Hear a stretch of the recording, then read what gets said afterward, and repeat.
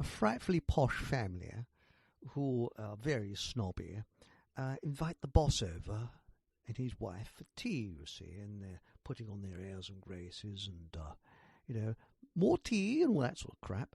And suddenly their little boy comes downstairs, walks into the room and says, "Mummy, I want a piss." And the boss's wife is quite, "Oh, how disgusting," and their parents are rather embarrassed. Anyway, later, when the boss and his wife have gone, the mother says to the child, "Look, when Daddy's boss is here and other people, you mustn't say words like you said. If you want a wee, say you want to whisper." And that's a polite way of saying it. That's sort of like Victorian etiquette, you see. So, have you got that? Yes. So, when you want a wee, what do you say? "I want a whisper." That's right. Anyway, some weeks passed, and in the early hours of Sunday morning, a little boy rushes into his parents' bedroom and shakes his mum. He says, "Mummy, Mummy." And mother goes, she's half asleep. "What do you want?" She says, "I want a whisper." She says, "Well, whisper in my ear, dear." A frightfully posh family. Oh dear, we're starting again. Hang on a minute. Let's turn it off a bit. Here we go. Oh, we've gone titties up again. More tea and that sort of crap. And suddenly, sorry about this. We're on. Downstairs, walks into the room and says, "Mummy." That's it. We've stopped it now. Good evening, everyone, and welcome to the show. And the first show, Balls Up, and it's good evening, Paul. And by popular request, I think the all like Happy Days are here again. I think last night, Yeah, it was. It was very happy last night, wasn't it, for you guys? Yes. It really was. Yes. Absolutely. It was. Look, there it is. See, it's happy again. That's lovely, isn't it? Why not in the background? It's lovely.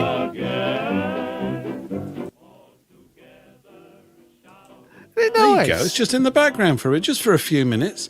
If everybody's got withdrawal symptoms from last night because they heard it about 38 times and it's been running through your head, here we are to fix your addiction. And of course, you'll probably never ever forget this song now. But I don't think. Do you want me to play it all night in the background? No. I tell you, it's very difficult to resist it. It really is. It is actually addictive, isn't it? Because it's such a happy tune. Yes, I've been happy all day listening to it. I've listened to it about 14 times today and had it running around in the background. I actually sent out a little sort of voice note today on Telegram and I used it in the background and I thought it's actually really rather a wizard idea to have some sort of very faint background music for doing little updates. I love leaving little voice messages like 2 or 3 minutes. It's probably a very egotistical thing to do and a great weakness on my part, but people respond to them and they're good and that you can sort of just be quite chatty, so it might be a great way to just promote the show. So anyway, you found the song, so I think you're going to have it. I'm going to have to find my own. I don't know. This is your own one because this is not the Ambrose version. This is a later version. I think it's this is I'll tell you who's playing this. This is Ben Selvin and his orchestra. Ben Selvin, that was much later. I've got a very early version because it's all crackly. And that is Ambrose and his orchestra, which was the original, I think. I wasn't around, so I don't know. And Paul has said, "Evening, Paul. Good evening, all. Our happy days here again." Yes. And Mark Anthony says, "I hope not for the sake of my sanity." Because the funny thing is, I couldn't hear it in my headphones. And I was talking away. And I don't know how that happened. I mean, I'm not Mutt and Jeff. And it was only Nathan that said, "Excuse me, do you know?" Yes. Turn the bloody thing off. But, I know. You've got to put on your Tommy technical trousers when you do these things, albeit briefly, to do it, he said, all patronisingly. But you do. Unfortunately, it's just one of those things. You'll be all pleased to know that I can monitor the sound of the records, so that if you do hear it, it means I intentionally put it on to disturb Eric's flow. Okay, I'll be doing it intentionally. So, and what I suggest we do is we can play it at the end of the first hour and the end of the second hour. And basically, every break should be happy days are here again until people slowly go mad. I can't tune in anymore. Dear Mr. Von Essex, will you please stop playing that damnable tune? My days are no longer happy. Oh, you've made me a wreck.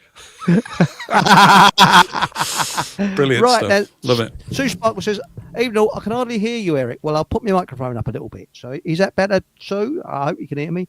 It's a long way. You do live a long way away. That could be the reason for it. I think, Eric, just while we're on technical things, that little gag that you played at the beginning was a recording. Yeah? Yes. It's very quiet. And so it made me think that you'd turned your microphone down. Yeah, it's very, very quiet. And so there we go. Anyway, we can have a talk about these wonderfully tedious technical things. That's right. At another time, can't we? Oh, we could fill the whole show with it and drive everybody crazy. Yes. Anybody want to? I've got this great song, by the way, called "Happy Days Are Here Again." Do you want it here again? Yeah. No.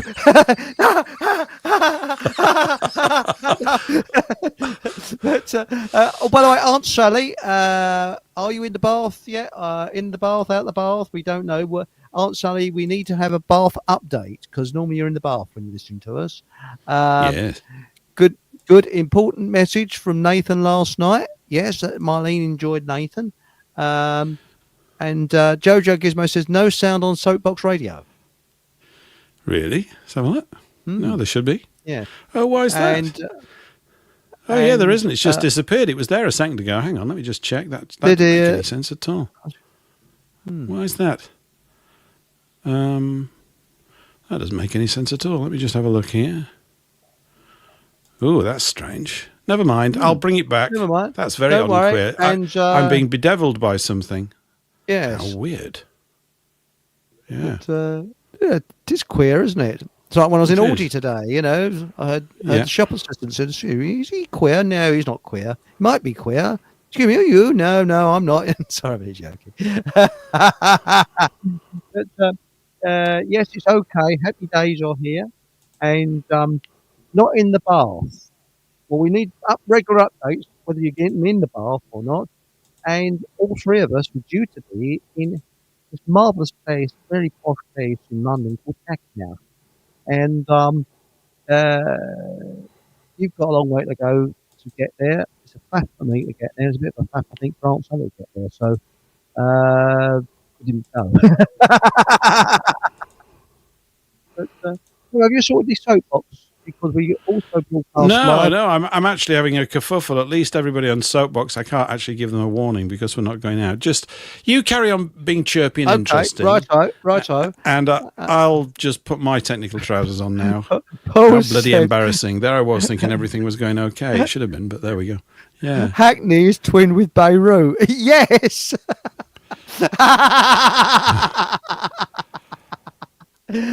I would agree with you. And we got South Coast Rich says, hi, Eric and Paul. Eric, I thought you posted yesterday that there was no show tonight. Yes, I did, actually. But glad it's happening. That's very kind. Best wishes from Rich. And Paul, the rich-looking guy. Oh, okay, South Coast Rich. Yes, I was due to be in Hackney. And so was Paul. And so was Aunt Sally. And this is to see Anna Badder, who's a barrister, and she knows the law inside out and how we can fight the powers that be, our enemy, using their own laws against them, which is very interesting. And we was going to go down there, and but the trouble is, Paul has got to come up from the south coast. Bloody long drive. I wouldn't drive into London, so I'd take the train, which is a lot of faffing about, because I live quite away from the station. Well, I live just under 3 miles, and there's nowhere to park my car around the station. So I thought, well, I'll get a minicab there. They wanted to charge me 20 quid for doing 2.7 miles. I thought they can shove that right where the bloody sun doesn't shine. Anyway, now we got here Patrick, our a chappie in America, our cheese ambassador from Wisconsin, said it's dead air. So something going on. It isn't now. Just to let you, well, I don't know.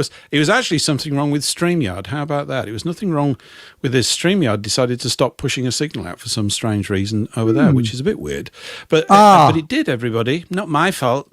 It is my fault, of course. It is irrelevant whether it's my fault or not. I'm responsible for it. Anyway, we're back. So look, sorry, we're 10 minutes into the show. You've not missed anything. We've just played Happy Days Are Here Again for the last 10 minutes. So you've had 10 minutes of peace and quiet while we've driven everybody else slightly crazy. But we're here on Radio Soapbox. So hi, everyone, and welcome. Sorry about that. We had a technical thing. Live radio happens every now and again, and it just happened then, which is what a pity. Anyway, what were you saying about Hackney? You were saying something. I was listening. Well, Paul said, I wouldn't say Hackney is bad, but even the trains don't stop there because they have the wheels off. Well, it's actually, Eric, it's definitely turned out all for the best, in fact, because without me you know how dramas arise when people have meetings and things like this? Well, there was one kicking around in the background with this, which I was unaware of. But yesterday, I informed Hannah that I wouldn't be attending and that she wasn't to get too cross with me for the reasons that you've just gone into, because obviously you weren't going to be able to make it. And I was hoping to, hit two birds with one stone, or a bird in the bush is worth three bicycles in the bike shed, something like that. Anyway, you get the idea. And because you weren't going to be there, my time was all going to be spent sitting in the car, going to the meeting, sitting in the car, along with an £11 parking space fee, which is actually a bargain. I got that online, which I'd pre-booked and got a refund on. This is exciting stuff, everybody. It's going to make the national news, is this. And then... It's national Fockham news. Oh, yeah, absolutely. It's very important stuff. The Fockham Flippant News section, this is where it goes into that. Flippant news is what we're after. And then, of course, I was going to have to pay the wonderful... pollution surcharge nonsense, whatever it is, which is another 15 quid. So it's going to cost me 27 quid, irrespective of petrol, and they don't call me Tommy Tightwad for nothing. I would have happily done it if I'd have met you, but there was no point, really. I just thought, it's a long way to go, and then I'm going to get home at 2 o'clock in the morning, and then I'd have to go out to an all-night nightclub because I'd be all revved up, as I always do, and things like this, and I just thought, well, is this really worth it? So I mentioned this to Hannah, but she sent me a message back anyway saying she's not going anyway. How about that? So she's not actually doing it anyway. Yeah, she made that decision after I'd... it's because I'm not going, of course. Obviously, she can't see the point. What's the point? No, not really. I think there was more than one speaker on, and I don't know. I don't want to read too much into it. I think there was an overlap possibly in topics being discussed, so she didn't think it was a good use of her time for whatever reason, so she won't be there. So if you've all gone down there, Mrs., I don't think anybody has, otherwise they would have let us know. But there you go. She'll be doing others, and I know you've mentioned you've got a meeting place somewhere around the M25. Well, it's Hartford. That might be better. It's right. Yeah. Stansted Abbots, there's a place there which would be easy peasy for you, easy peasy for me, and easy peasy for quite a few people that live in Hertfordshire.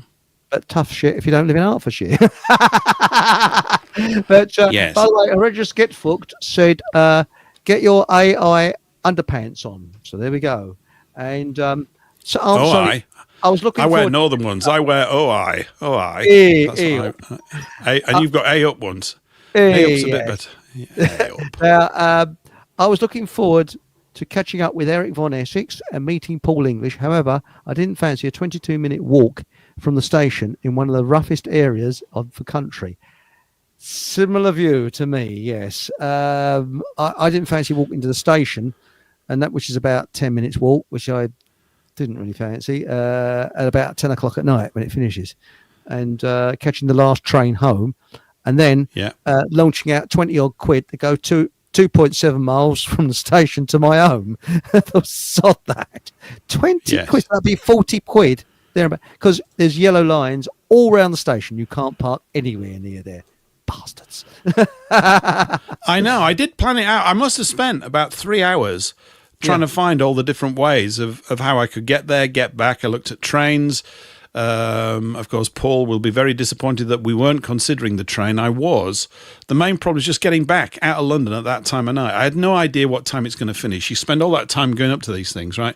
And then everybody says, oh, we're going to the bar or something. I've got to go. It's the last train. And it's just rubbish. It's a bad end to a night, because you always feel that when you go, everybody's talking about you in a derogatory terms. And if they're not, they should. That's the whole point. Don't worry. Once you've gone, we're going to really talk about you. That's the whole idea about it, isn't it? That's it. Now, Patrick says, why not take a train and ride your bike? Yes, I've got a fold-up bike, and I was planning to take the fold-up bike with me. So I cycle down there. But the cycle ride home goes past a cemetery, through some woods, by the side of a river, with no lighting. It's pitch black. That would have been a fun ride home, wouldn't it? on a 16-inch wheel, fold-up bike. So, and that's not the bike. Yeah, there is that. Yes. And Aunt Sally said, my best route from where I live was to Stratford Station, which was a long walk with no buses to the venue. That's right. And Stephen Truthseeker says, hello, looks like YouTube are bringing in digital ID from Wednesday. Bank card or passport to use YouTube. So don't be surprised if I disappear off YouTube. Oh, I didn't know that. Do you know that? Well, no, I didn't. I'm not keeping up with it all. This is why, to some degree, we've got Soapbox and other things ticking over in the background. They're independent on our own servers, okay? Yeah. And I just think we need them, to be quite honest. I've got suckered into using YouTube because I opened a channel up and I quite like it, although we got a couple of hundred subscribers over on my channel and everything. It's nothing compared to your enormous 1,280. But you never know about these things. I always feel that we're kind of being shadow banned, and then you don't know if you are or not. Then you get paranoid, and then you think, oh, maybe the show's actually not that interesting, or that we're crap at marketing. We are crap at marketing because we don't put anything into it, really, to be quite honest. Because we're just happy to connect up with people of a similar mind and at least have a couple of times a week to talk. It's really keeps us alive, really, doesn't it? Or it reduces the rate at which we're going insane. That's what I think. I think it reduces the insanity curve speed. We're going insane far slower than everybody else, but we're trying to stave it off, so this helps, really. Well, I've got a slightly larger audience on Rumble than YouTube now. It's overtaking YouTube on the Sunday evening, when it's a very competitive time Sunday evening. There's a lot of people on there. Now, I better get the email address your website address for the Soapbox, because people will be able to tune into it. So radiosoapbox.com. And if I can get my finger out, it really needs revving up.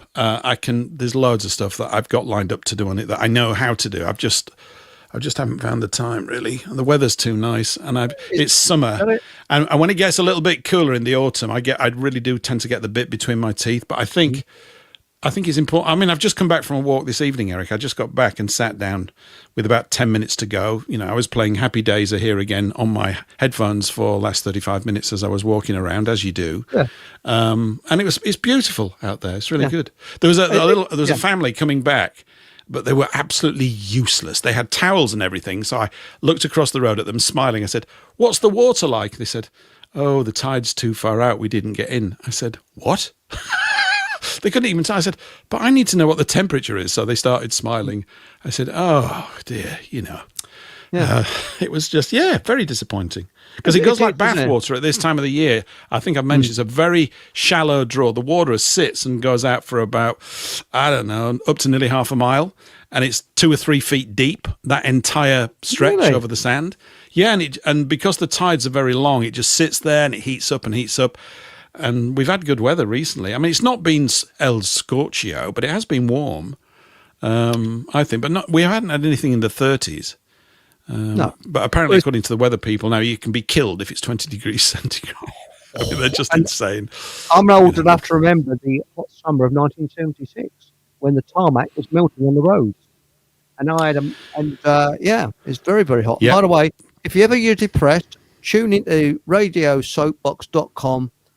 Is it 24 hours now, Paul? I think it is. It's 24/7. It's full of stuff. Yeah. The main challenge with it is actually, it's not getting the material together, although that requires a bit of a faff. But the faff is reasonably automated. It's actually publicizing what's coming up. It's tricky because we get podcasts rolling in overnight. You know, people are releasing them all the time. So I think I've got the station subscribed to about 40 or 50 different podcasts. And people release recordings at odd intervals. They're not always doing stuff, you know. There's some are very reliable, like No Agenda, which is that 3.5-hour marathon with Adam Curry and John C. Dvorak. But it's very US-centric. I'll play maybe one of those a week. That's the problem is I want some way that when we put the playlist together, we can publish it by me pressing a button as opposed to typing it all up. These things are just exhausting, frankly. I know what you mean. It's not that they can't be done. They're tedious beyond belief. And I need AI to step in and just do it all. My website is years out of date, and it's a winter job. Because quite honestly, it needs updating very badly. But also, there's radio. What's the other one? It was Patrick's one, isn't there? Holy Land Radio. Holy Land Radio, and there's links down in the description below. No, not my crutch, but down in the description below. Okay, so if you want to log on to Holy Land Radio or Soapbox, the links are down there. And now. By the way, Eric, as a present for you, right? Yes. This is a little present. You know, I've been pestering you about getting this sort of rerouting technical web page so that people could call into the show and all sorts of other things. Well, I've done it. So if I announce an address here right now online and anybody hears it, so you'll have to tell me whether you want this to happen or not. But if they go to a certain URL, it will redirect them into this studio and they can talk. Wow. To you. Wow. How about that? Shall I type it out as you say it and I'll put a banner along the bottom? It's very easy to remember. It's radiosoapbox.com/Fockham with a H. That's it. Does that make sense? radiosoapbox.com/Fockham. And you too can listen to Happy Days Are Here Again with the crew here in the studio 34 times in a row, which would be great. There we go. And it should, hang on, it should. There we go. How's that? radiosoapbox.com/Fockham. So if you want to call into the show, there it is, you see. So, you know, have a Jules laughed, and as long as you don't say naughty words, we'd be quite happy. Now, tonight's show is going to talk about money slaves. Now, there's a picture, the photograph is of I think it's the Bayeux Tapestry. And a member of my family he was very clever at burping and saying Bayeux at the same time. It's what? A unique skill. It was actually... It's obviously something highly peculiar to the Von Essex family. So he would burp, but he would make it sound like the word Bayeux at the same time. Is that what you're saying? But Bayeux. So... okay. That's very kind. Thanks, Patrick. Hit the bell alert to get alerts when Fockham Hall is live and new videos are posted. Bless you. That's very kind. Thank you. And by the way, is Happy Days Are Here Again the hold music? Now, the thing is, what I was going to say is it's actually my dad used to be able to do that. He used to belch and say Bayeux at the same time. Have you got any recordings? Maybe we could have that as the hold music. We could have your dad belching as the hold music. It's because you've reached Fockham hold Bayeux. Oh, by the way, thanks again, Patrick. Hit subscribe. There we go. But no, what it was just the Patrick. Bayeux Tapestry. I've actually seen the Tapestry when it came to London. Sorry, wasn't that correct? And I saw the modern one as well, which is, so what? But the interesting thing is that 1066 was the greatest changing point in this country's history, because it was prior to 1066, we weren't slaves. After 1066, we were slaves, and we have been slaves ever since. I don't know if you want to open out on that, Paul, because I think although it's a very short thing that you said, in essence, it's true. Yeah, it is. I think even in our sort of ancient memory. I mean, I wasn't Was I around 1,000 years ago? Were you around 1,000 years ago, Eric? I can't Might have been, recall it. I'm getting on And a bit. you end up, I suppose you end up sort of imagining certain positive pictures. So whenever anybody says Alfred the Great, it just feels great, doesn't it? Because he really was great. You know, when you look at what he did and what he was about and how he was institutional, how he was sorting out the law, the customary law. This is before Magna Carta in 1215. But this is in the late 800s, early 900s. It's about 100 years or so before old William the Bastard turned up. And so the way that the land was being... I mean, I've got a book by Helen Cam. She's passed away now, but I think she's out of Oxford. She wrote a book called The Hundreds and the 100 Rolls. And the hundreds is to do with the organization of law over here. People were put in groups of 100 and stuff like this. It's all to do with the way that the land was laid out. There's also some stuff that we need to know from the Druids. They used to give parcels of land to people. So land management was... I mean, I'm looking at it literally. Of course, there weren't any motorways around. You got everybody on horses and things. I have to say, I kind of yearn for just a few days in that space to know what it might be like. I mean, it just you had no mobile phones, nothing, just a lot of shouting across fields. A lot of shouting. You have to be very loud to get your message across those big bloody fields. So that, we'd have been very loud people, I would imagine. No telephones, no megaphones, no electronic communications, no planes, nothing, no trains, no cars, no bicycles, horses, horse manure, lots of shovels. It must have been quite a different thing. I'm going to knock it because I don't think they lived as long, but they might have lived a very fruitful sort of life. It was tough. I'm not saying it wasn't tough, of course, but there's just something about seeing England pristine, or how I imagine it. A lot of forest land at the time is covered in forests and loads of wild game everywhere.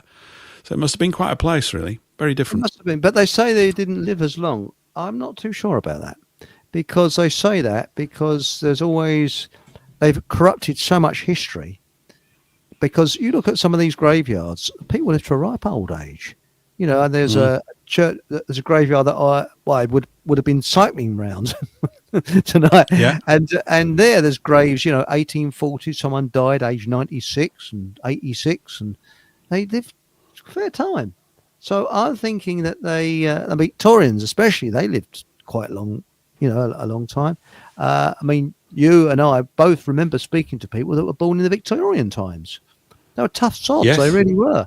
So I think that we're told a load of bullshit, basically, and they're saying we're living longer. No, we're not. I think we're still living the same sort of length of time.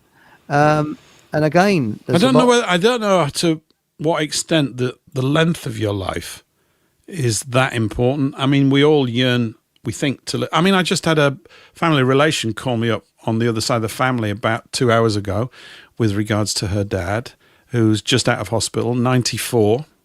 Amazing. Wow. Really good. I mean, anything above 90 is an absolutely astonishingly good innings as far as I'm concerned. I guess it's all down to do with the quality of life. Some people, when they're young, have terrible quality of life. They can have a prolonged illness when they're in their 20s. And then getting longer is really important to them because there's maybe things that they couldn't do because they were incapacitated, all sorts of things. You never know what you're going to get. But I think, the intensity of life, it's difficult to say. I suspect that the people of 1,000 years were not as neurotic as we have become. They certainly wouldn't have been bedeviled by fear-mongering news because it's very difficult. I suppose you just have the town crier yelling out, "They're coming down the road to kick the shit out of us again. They're coming down the road to kick the shit out of us again. Get your shovel, get your pickaxes." All right, bloody hell, again. That's his third time this month, So there've been a lot. I don't know what it was like, You didn't have to get showered all the time, I suppose. No. You'd just be covered in it again. Yeah. I think that there were sort of like golden ages and things like that. But again, it depends on what historians you listen to. We just do not know what it was like. They were tough sods, I know that. And I mean, Arsburgers for Fudge says, no tradespeople in 1066, I'd wager. And no, I very much doubt it. And a very good wager. I'd take that. I wouldn't oppose that. I'd be on the same side as you. Yes, absolutely. Yes, and I think that it was survival of the fittest, because a woman might give birth to about 5 or 6 children, and only one would survive, because they needed children to look after the people in old age. That was the idea, and that's why Victorian families were very, very big because very few survived childbirth. And it's only when we got to Industrial Revolution that people survived childbirth more because one thing, we got cleaner.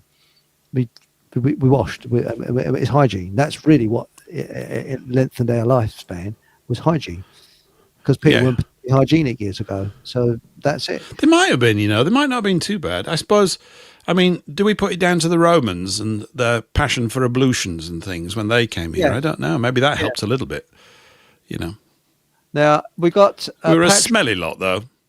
We were smelly, yes. We're a very smelly lot. Ockham Hall tongue twister. Here it comes. One smart fellow, and he felt smart. Two smart fellows, and they felt smart. Yes, try saying that with a mouthful of nuts.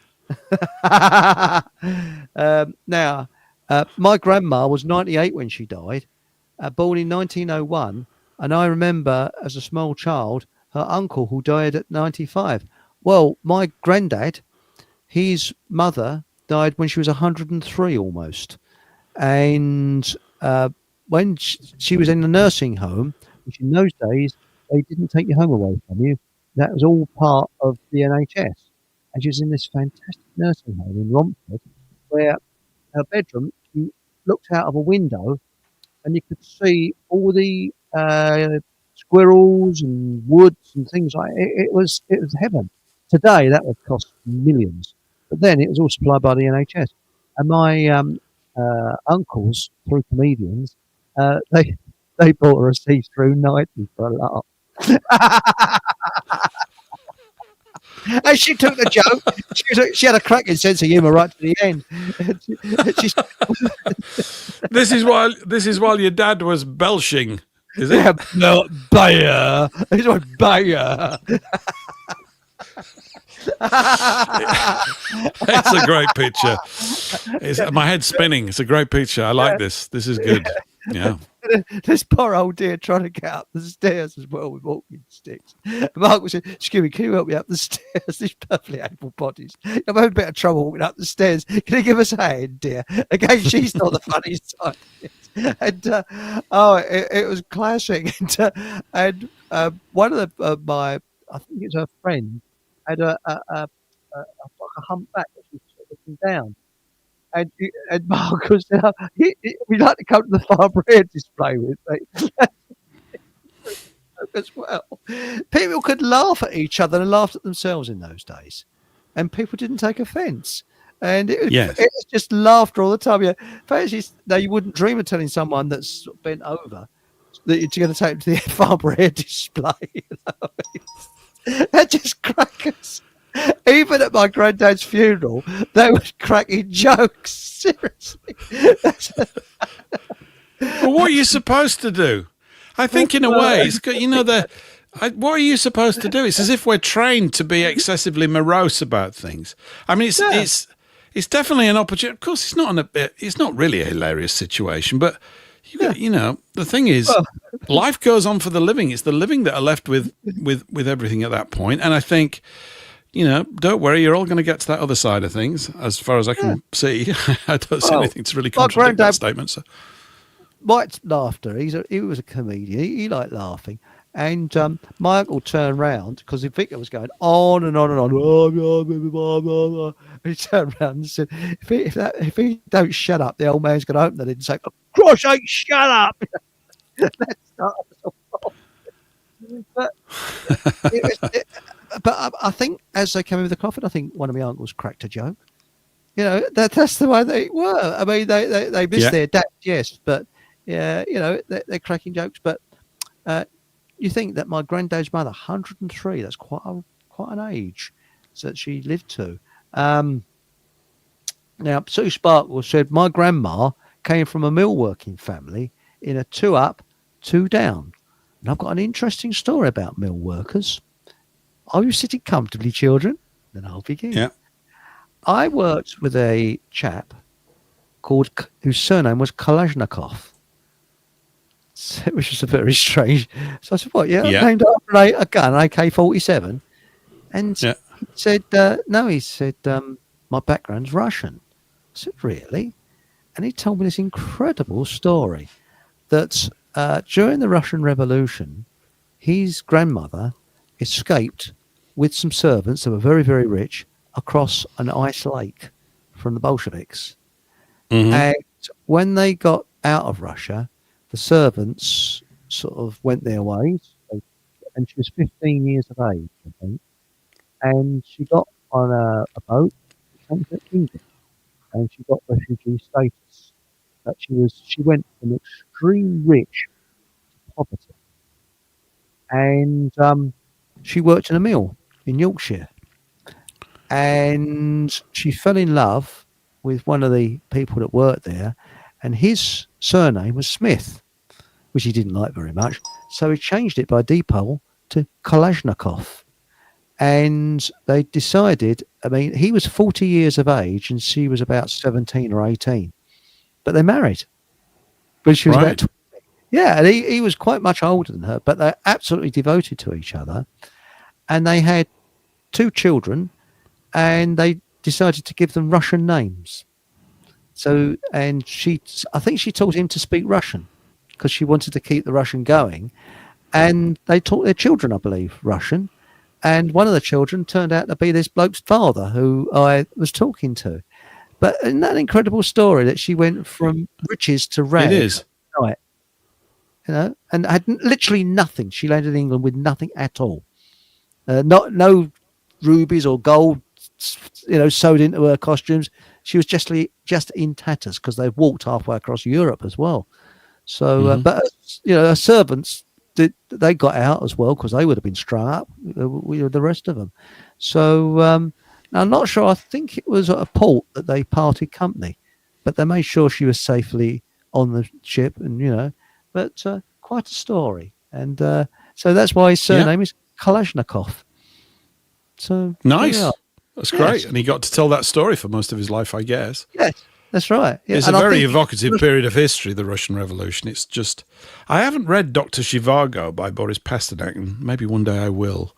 It's supposed to be quite brilliant, really, in terms of, I know it's a love story, but it's set against the backdrop of the Russian Revolution. Whether it's, I don't know, maybe they allowed him to write it or something. Maybe it's a slightly romanticized version of the whole thing. But it's hellish. Yes. It's it was banned in Russia. That's really what it is. Yep. That's right. It was banned in the USSR. They weren't allowed to read it. Oh, right. Okay. Oh, well, that's maybe a good sign then. Yes. Yeah. But because you know how he dies in the end, it's his tie caught in a bus, and that chokes him. And that's how... Who, Boris or Dr. Zhivago? Dr. Zhivago. Yeah. It's based on a real event, though, is that, isn't it? Yes, it's based on an architect who died that way, and that was Gaudi, Monsieur Gaudi of Barcelona. That's how he died. He walked around like a tramp, and he was worth a fortune, but he was so devoted to architecture that he was literally walking around like a tramp, and he spent all his waking up designing stuff on the drawing board, and he went to get on a tram, the doors closed, and off it went, and he throttled him. That's it. Right. It's a true story. Yeah, so there we go. And if you ever go to Barcelona, look at his work. That is architecture. Yeah, beautiful. Are you aware of Monsieur Gaudi? A bit, not enough. Yeah. Where is it? Barcelona, you say? Barcelona, yeah. It's interesting. My son's coming back from Barcelona right now, so he's due to arrive this evening. I think at Heathrow. He's been away, having a Beano in Barcelona for a very long weekend. So I wonder how that's gone. Wow. I've never been. I've been to Madrid, but I've not been to Barcelona. No, I've not been to Barcelona. I'd love to go there, though, because I think that just for Gaudi's architecture, because you either love it or you hate it. I love it. I mean, he did a few off things. The cathedral isn't his. He didn't finish it. It's been designed by others. But some of the stuff, I think he was about 100 years ahead of his time, Monsieur Gaudi. Right. And that was Art Nouveau. Gotcha. But and Sue Sparkle says that is an amazing story. My grandma worked at Padiham, Lancashire. She hated it. She worked at 13. Yes, they did start young then, didn't they? And DJ B2 said a good reason not to wear a tie. I don't wear a tie. I wear a cravat. Should I take mine off? Should I take mine off? I'm always very smartly dressed for our broadcasts. I've got my suit on and my tie. Maybe I'll take the tie off. Yes, I would advise it. Yes, and have you seen that on picture? Radio? You can wear whatever you like. You see, that's right. And have you seen that picture of Stan Laurel in a beautiful area? It looked like the Pacific Ocean, and he's laying on a sun lounger, and there's the sea in the background, and the sun, and the sky, and the palm trees around. And he's still in his suit, and he's got his black Harley Boys trousers, shoes, and he's got his trousers and his shirt, tie, jacket, in a suit. He looks six out like a sword. Good lad. Oh yes, that's the thing. Bit of a genius, I think, Stan Laurel. I'm quite serious. Yes. Yeah, really. He was sort of ahead of his time, really, in so many ways. It's brilliant.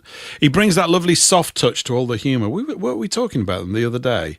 I just think they're absolutely amazing. Kurt Vonnegut, as one of my favourite authors, not that I've read any of his stuff for donkey's years. I mean, he's been dead a while now, but he wrote one of his books is called Slapstick or Lonesome No More, and it's dedicated to Laurel and Hardy. There's a little drawing of them in the beginning of the book, and there's some comment about it, which is that the thing about them is no matter how bad things get for them in the narrative, they always try their best. Yes. And this is what makes it funny, because it gets worse, and yet they still innocently and optimistically keep having a go. I mean, the piano one is absolutely astonishingly good. Oh, I love them. Everybody remembers the piano one. It just keeps going up and coming down all the time. It's like, oh, we'll get it right this time. We can't figure anything out. Yeah. It's brilliant. And the other thing that's, I think, also marks it out is that children love it, don't they? I loved it as a child. That's right. And I love it now. Although it's probably slow if I look at it. I'm and watching what's now. the other scene? Yeah. I'm just thinking of there's another scene that really leaps out as well. There's a bit where they're in a bar, they're in a table in a bar. They're pretty well dressed, and they're talking about their wives or something, and they're getting a bit squiffy. And Stan's wife is sat behind him with a shotgun or something. She's furious, but they get into hysterics. I don't know if you remember it. They're just I've seen that Stan Laurel's in absolute hysterics, and it's so infectious. His laugh, it's so infectious. It's brilliant. I loved it as a kid. That's right. Have you seen the one in the hospital where was it Nuts and Boiled Eggs? I think it's called. And Oliver Hardy's got his foot in plaster. And he's got this big string thing, and there's a weight holding his foot up. And somehow the weight gets thrown out the window. It's all so painful and brilliant. It's just great. Just love it. But it's so clever. And I think the other one is Buster Keaton. Is another one of our favourites. He doesn't smile. Deadpan. But Harold Lloyd, Safety Last. Even I can watch that still. I find it difficult to watch, where he's up high and he's falling back and things like that. And that's where he decides to mail himself to his girlfriend, and he's in a sack, and undo this mailbag, and they put it on a typical, one of these bits of timber that goes up on a crane. And of course, he's wriggling like this, trying to get out, and it's going up and up and up and up and up. And you think he's going to fall off there, and he isn't. And it just goes on and on. And I think that's the one where he cracks on the clock, and he's holding on to, and it's all done by camera angles. He was up high, but there was actually a roof underneath with a mattress on it just in case. But the health and safety wasn't that good in those days. Well, it hadn't been invented then, so they didn't know that they were in danger, you see. Nobody even talked about it, so it didn't come up, did it? It's a condition yet to be invented, health and safety. Oh, it's an illness. And do you know when they put a bloke head first into a barrel of water, there were stuntmen that did that. When they put their legs together, that means get them out quick. And that was the song. Right. So that's the only thing they did. So when their legs went together, out they came. But and it worked. Nobody got killed. Nobody got, they probably got hurt, but they didn't get killed. Maybe they did. I suppose if they did get killed, they wouldn't plaster it all over the newspapers, would they? It wouldn't go down too well. No. Make it very difficult to recruit more stuntmen, I would imagine. But, Yeah. Have you ever seen that one with Buster Keaton where it's a car tyre and he's got his girlfriend's wedding ring or engagement ring stuck in the tyre, and he's got a knife and he's stabbing the tyre trying to get as the car's going along, trying to get that. And apparently he actually did that in one take, and it was bloody dangerous. I'm not sure it was a knife, but it was something and it could have flicked back and hit him in the face, but it didn't. But it was really bloody dangerous, him going like this, bashing the tyre.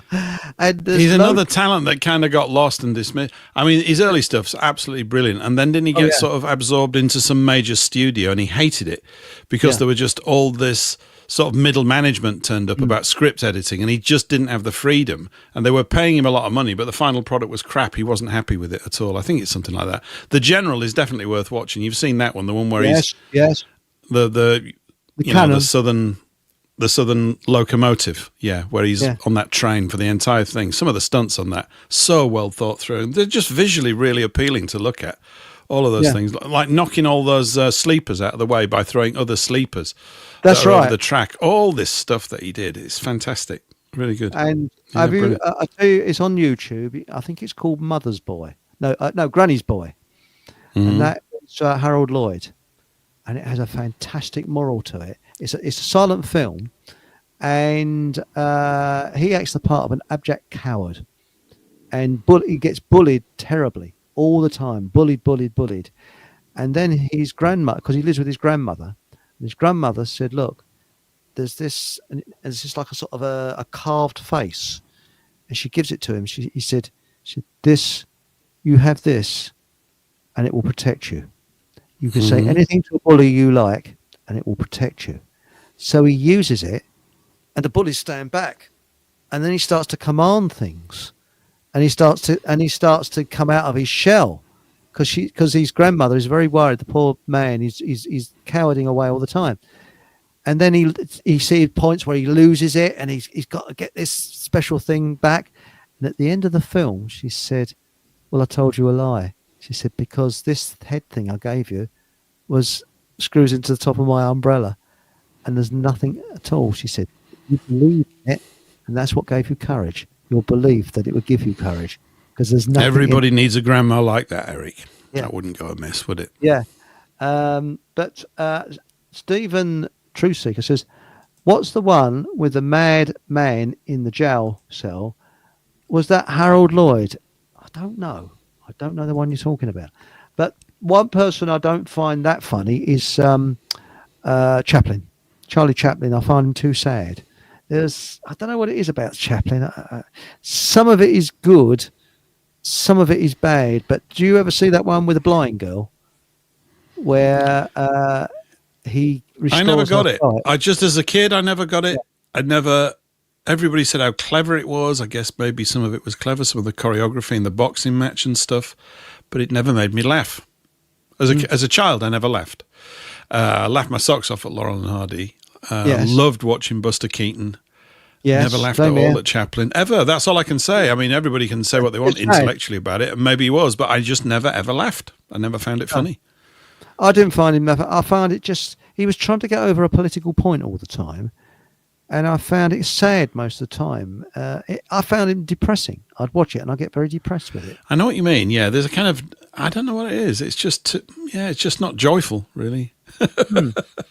And I didn't find the tramp engaging. So I see all these people talking about it, going, "Oh, this is amazing stuff." I'm going, "Okay, lost on me. I don't get it. Can you show me something funny? Can you show me somebody slipping up on a banana skin or something? Because I'm 10 or 8 and I want to have a laugh." It never made me laugh. Anyway, there you go. Maybe some people laugh their socks off at Chaplin. I don't know. It's just me. Now, the other thing is, now what Paul said, he said, ties link to slavery, and the shirt has at the bottom of the arms cuffs. What do police put people in? Cuffs. And Sean Hamer has said something that I've often said: slavery never ended. That's correct. It was standardized worldwide and made voluntary. I'd say it was just redefined, slavery, because when they repealed the Slavery Act, it was done for a reason. It was because it was hard work getting slaves to work, so make the slaves voluntary. That's the better way of doing it. So people fall over themselves to work. Well, yeah. And, going back to 1066 and the changes there, the first big change was the seizure of the land, where William said, Correct. "Oh, all this land's mine, And you aren't going to be arguing about it because all my guys are tooled up with swords and stuff, and they love chopping heads off, and they'll cut yours off just as readily as anybody else's. And everybody went, okay, we're kind of done for here a bit. So that happened. And then he moves all the dukes into different areas of the country so they can't form alliances to gang up and take land back off him. And he took loads. I mean, his main obsession was hunting. That was his big entertainment. So he liked, there was a lot of wild game around here, I guess. That's right. All that kind of stuff. They did a lot of building. They built a lot of forts or castles, to control the areas. So it's a bit like a big sort of gatekeeping thing. There's probably good qualities about them. I don't really know. I've often thought that the Normans were psychologically damaged goods. Seriously. I agree with you. Something really bad had happened to them to cause them to... We have this received reputation about them as being relatively cruel and indifferent to the suffering that they brought, and there was a considerable amount. But this is because Charlemagne did the dirty on them. I can't remember when it was. He did a really bad thing, and I know I've got this, but they were called to I think it's Charlemagne, they were called to a peace conference. It probably is, they're in North Brittany or whatever, that part of France, so it's about 800 or something like this. I've got my dates slightly wrong. But it's pre-Alfred, and they were asked to go to a peace conference and not to take any weapons to show signs of their willingness to talk about peace or whatever, so they did. And 5,000 of them that went, they were butchered to death. It doesn't surprise me. Because there were only... And it wasn't any old 5,000. It was it was the best 5,000 they had. It was the thinkers and the administrators and the leaders of little tribes here and there and their doctors and all. In other words, the best people that they had, the ones that had been, improving them as a people. All tribes just have these people that arise quite naturally when people are able to recognize it. And I remember, I can't got the report on it, but someone said basically, that the view was that after that they went, oh, that's how it's played, is it? And they just changed. And they then dealt with everybody else in the same way that they'd just been dealt with. And of course, there's a thing over here, I think, 1066? I think it's 1069, about 3 years afterwards. There's a thing called the Withering of the North, where they came up to the north of England and killed everything. I mean, everything. You could go 50 miles, 50 miles in any direction in parts of northern England, and you wouldn't find a living anything. Not just a person, but an animal, nothing. It was desolate. They literally... It was like a... Yeah. And I think that's where possibly the north-south divide began. It may well have begun there, because they were having more trouble with the northerners, because, we're all Chippy Herberts and all that kind of stuff. And so they came up and just did a really massive number. So that would have reduced the actual natural population. And then the north got a lot of migrants coming in from Denmark in the 14, 15 and 1600s. Because York is... Well, it goes back before that. It's Jorvik is where it gets its name from, because it was a sort of Viking thing. There were, as I grew up, a lot of blonde-haired girls in and around Yorkshire and up in the north of England, up into Newcastle. And much of it is attributed to this influx of these blue-eyed, fair-haired Scandinavians that came in during that period. Not all of it, of course. So it's fascinating, really. There's so much history on our own doorstep. We don't need the rest of the world, to be quite... I mean, you can go out and play in it if you want to, but there's so much here that's meaningful. You can learn so many things, and I've mentioned about all these sorts of things. But yeah, they did. They basically, once you take land off a man and he's got nowhere to stand without you controlling him, you've basically turned him into a slave. He's got to do what you say because he's got to go home somewhere, and if he's paying rent for that, and of course this whole body of so-called law, i.e. the rules of their club, is what I call them. We've been forced into their club. They apply rules. If you break them, the penalties were bad.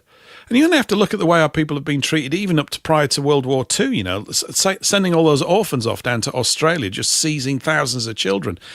There's example after example with all of this stuff. And then in the 1800s, you got that situation where they're industrializing and they're sucking a lot of people out of the land and putting them into cities, producing the hovel conditions that Dickens so ably and woefully describes, that come to life or death, would be a better way of putting it, in his books.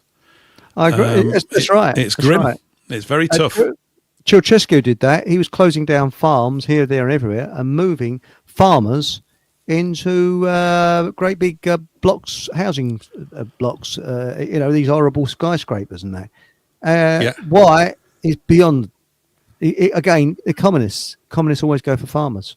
There's something about farmers I don't like. I think it's just something to do with leadership, even whether it's under communism or not. I mean, you can't help, I suppose. All people maybe have a kind of rosy view of their own history, and I'm prone to that. I know I am. And then afterwards, after I've said something, I go, hey, Paul, it probably won't really like that. It's probably crap.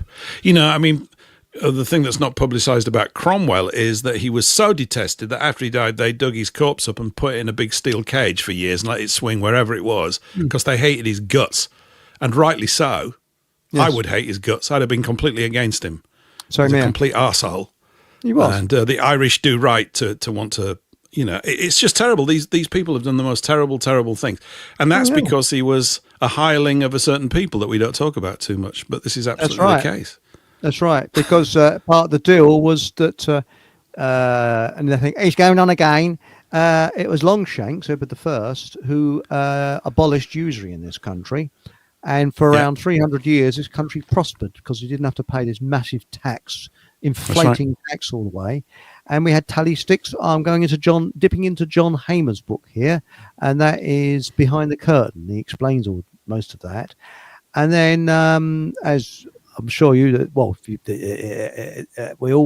of the people here know that Cromwell, to raise money for his new model army, had to go to the Netherlands, where he met some jolly nice people who said, yes, we'll give you the money, providing when you win, we can come back into the Great Britain and open a bank. And so he won, and they owned a bank, and we've been slaves ever since, called the Bank of England. Mm-hmm. And Cromwell ensured that generations would be absolutely saddled with massive debt, paying back a loan that doesn't exist. And that's what usury is all about. And that's why it's still going to this day. And that's why we have to bang on about it. Bang on about it. I mean, I don't know. I suppose maybe the crowd here and everybody maybe get a bit tired of it. I do as well. I mean, I'm just going, I've got to stop. I need a break. And then 3 days go by, and it just looms back like on a roundabout. It just keeps coming round and round and round and round. And that's the outward symptom and expression of it. But what's the inner problem seems to be that huge numbers of people are just thick. It's really terrifying. But the politicians are both thick and greedy and nasty, and I think that's the problem with it. And there's nothing really changed much in thousands of years. They're people that absolutely just can't get enough power. They're obviously psychologically damaged goods. It's the only thing that gives them a buzz or something like that. Or they just. That's right.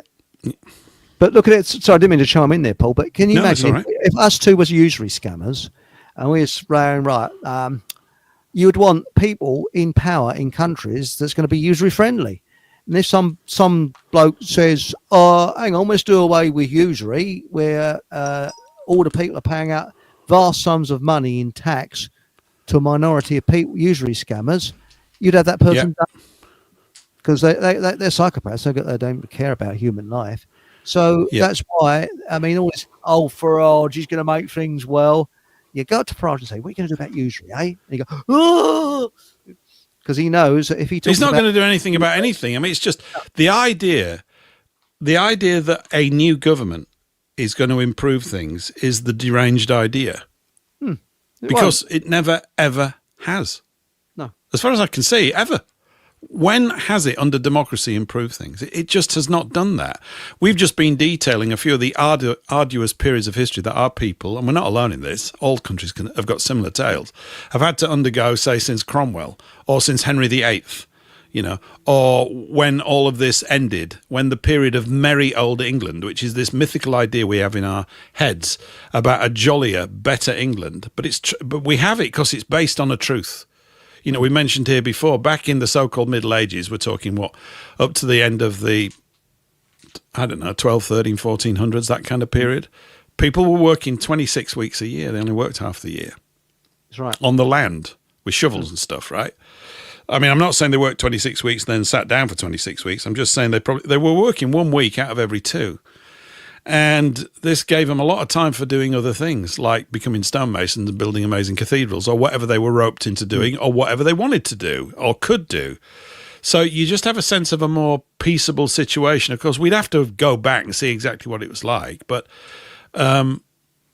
there's always power to be picked up by people that want to pick it up, and they pick it up, and then when they've got it, they use it against the people that provided it to them in the first place because they're paranoid about losing it. And because they're not really of us. And I think, this is one of the reasons why the Norman thing had such an effect, because they had a different culture. Same root race, but very, very hostile. It's a bit like saying family wars are the worst ones, right? Yes. Yeah, when they break out intra-family stuff, because people feel so betrayed by others that they felt were absolutely the most loyal people to them in their lives. They go berserk over it if they want to cause a dispute, or when it gets out of order. It doesn't in most cases, I suspect. I mean, I'd like to think it doesn't. You never can tell. But there's something, it's an intense sort of space. And so the Normans were not very nice to us. They were terrible. They were not very nice. Some of them that fought in the Norman army, a couple of them committed suicide when they came over because they couldn't stand the. Yeah, so there was the cruelty of it all. The cruelty of it all, and their boats were burnt, so they could not get back to Normandy. So they were trapped here, and apparently, according to some, someone I used to know. He unfortunately he's died now. He reckons that William the Conqueror was only 2 generations away from Viking, which is quite interesting. So maybe. Yeah. Well, they are Norsemen. That's what happened. They were originally Norsemen that moved. That's why they were known as Normans. They were northern men that were in northern France, but they came from Scandinavia. Yeah, they did. Yeah. I don't know when, but several hundred years, I'm assuming, prior to that.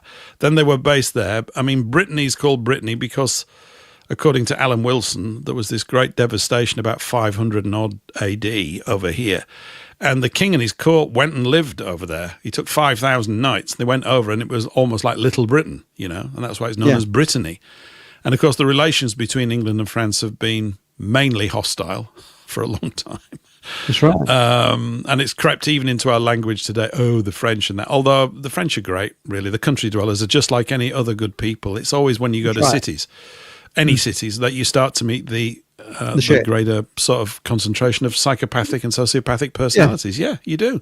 Because cities make you that way. They make you that way. You have to be a skulking, cunning wheeler-dealer to just survive in them. Because everybody's trying to pick everybody's pockets. I mean, literally in the case of Oliver Twist, but, figuratively speaking, they're doing it in all sorts of ways, aren't they? So, this is it. I mean, for example, I went to the farm today to pick up some eggs. Right. And I still locked my car door, and there's no one around there that's going to nick your car because it's all fields around there. But I still locked my car door, and I thought, well, why am I doing this? Because there's no one here who's going to nick my car. But you just get in this way of doing things, But Stephen Truthseeker said the Illuminati have a history of killing off the tribes like that. And yes, that's right. And that's life, but not as we know it. So did you know the reason why Clint Eastwood played Dirty Harry? It was because Frank Sinatra turned it down after breaking his finger while filming The Manchurian Candidate. Not many people know that. Did you know? But now, this is interesting. That's a good one. That's interesting. Yeah. I can't imagine Frank Sinatra as Dirty Harry. It's not possible now that Clint Eastwood has played it in that way. Go ahead. Clint's still going, isn't he? Now, there's a guy who knows how to live long. How old is he? 92 or something? He's amazing. Absolutely amazing. I think he still looks pretty young, and his son lives in Cornwall. He's a bass player. Yes. Really? Yes. Oh, yeah, because he's a jazz pianist, isn't he, Clint Eastwood? Yeah. And he's a very high caliber pianist. I mean, I don't know what his arthritis is like at 94. Hopefully he doesn't have any. But, no. And he still drives a pickup truck around, and he lives in a very modest house. Apparently, lives in a farmhouse in the middle of nowhere, and he lives very, very modestly. He gives a lot of money away, but doesn't make a big deal about it because he said he likes to make a happy world. Good man. But now, centralised governments, DJB2 said, several centralised governments tend to dislike farmers, and he said something else here. I can't really read that out, but actually, Paul, we think it's these people, don't we? Well, in part, yeah. It's definitely a vital component of the whole thing, possibly the driving force behind it. I'm just using my language guardedly. Everybody understands, okay? Yeah. So, okay.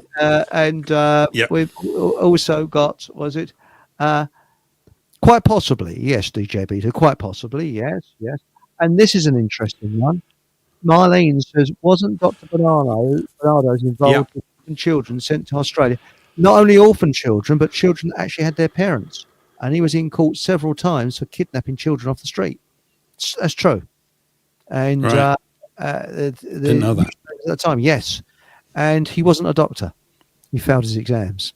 But he went as a doctor, but he wasn't. So that's another thing that's wrong. So, yes, he kidnapped children off the streets because he believed he wanted to give them a better life, but their parents were still alive. And the parents took him to court, and there was a hell of a hoo-ha. And he was taken to court several times for child snatching. I mean, the stories of the sort of child abuse and the child trafficking in the world are, of course, stomach-churning and horrific. I think, and you think, what can I do? I don't even know where to go. And the whole of this sort of filthy culture, it's hell, really. And it's the most gut-churning, awful thing, probably for a reason.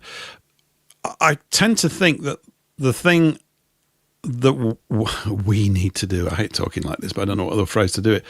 What needs to be done is that I really think it's all about becoming a NIMBYist, not in my backyard.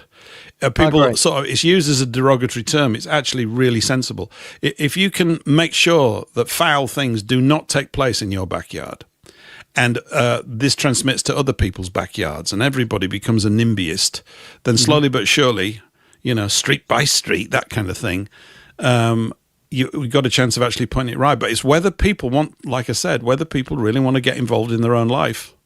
I'm quite serious about it because you're right. Many people don't. It's almost, it's like being put into a soporific condition. What's the thing? Birds in a gilded cage. It really is like that. They found it much more effective, actually, to sort of make people go soporific through excessive entertainment world.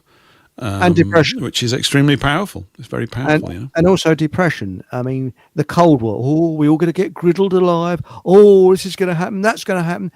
Excuse my language. It used to scare me. I won't say shit this because that's rude, but it used to scare me quite a lot when I was a kid.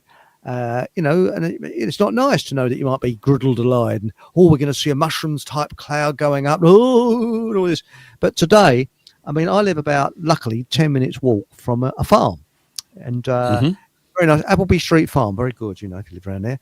And I was coming back from Aldi in my car, and I thought, well, instead of walking up there, it's a hot day, I'll drive up there and get some eggs, you see. And it's not normally open today, but I went there, and the gate was open, so I drove in. And she said, well, we're closed really, but, we'll open up and give you some eggs because you're a regular customer. And I got talking to her. Now, people around there are fighting a number with G at the end. I can't say on YouTube, but you know what I mean. A big post they're going to put up, totem pole, shall we say. And they're fighting that. And also, they want to build on the land where the farm is.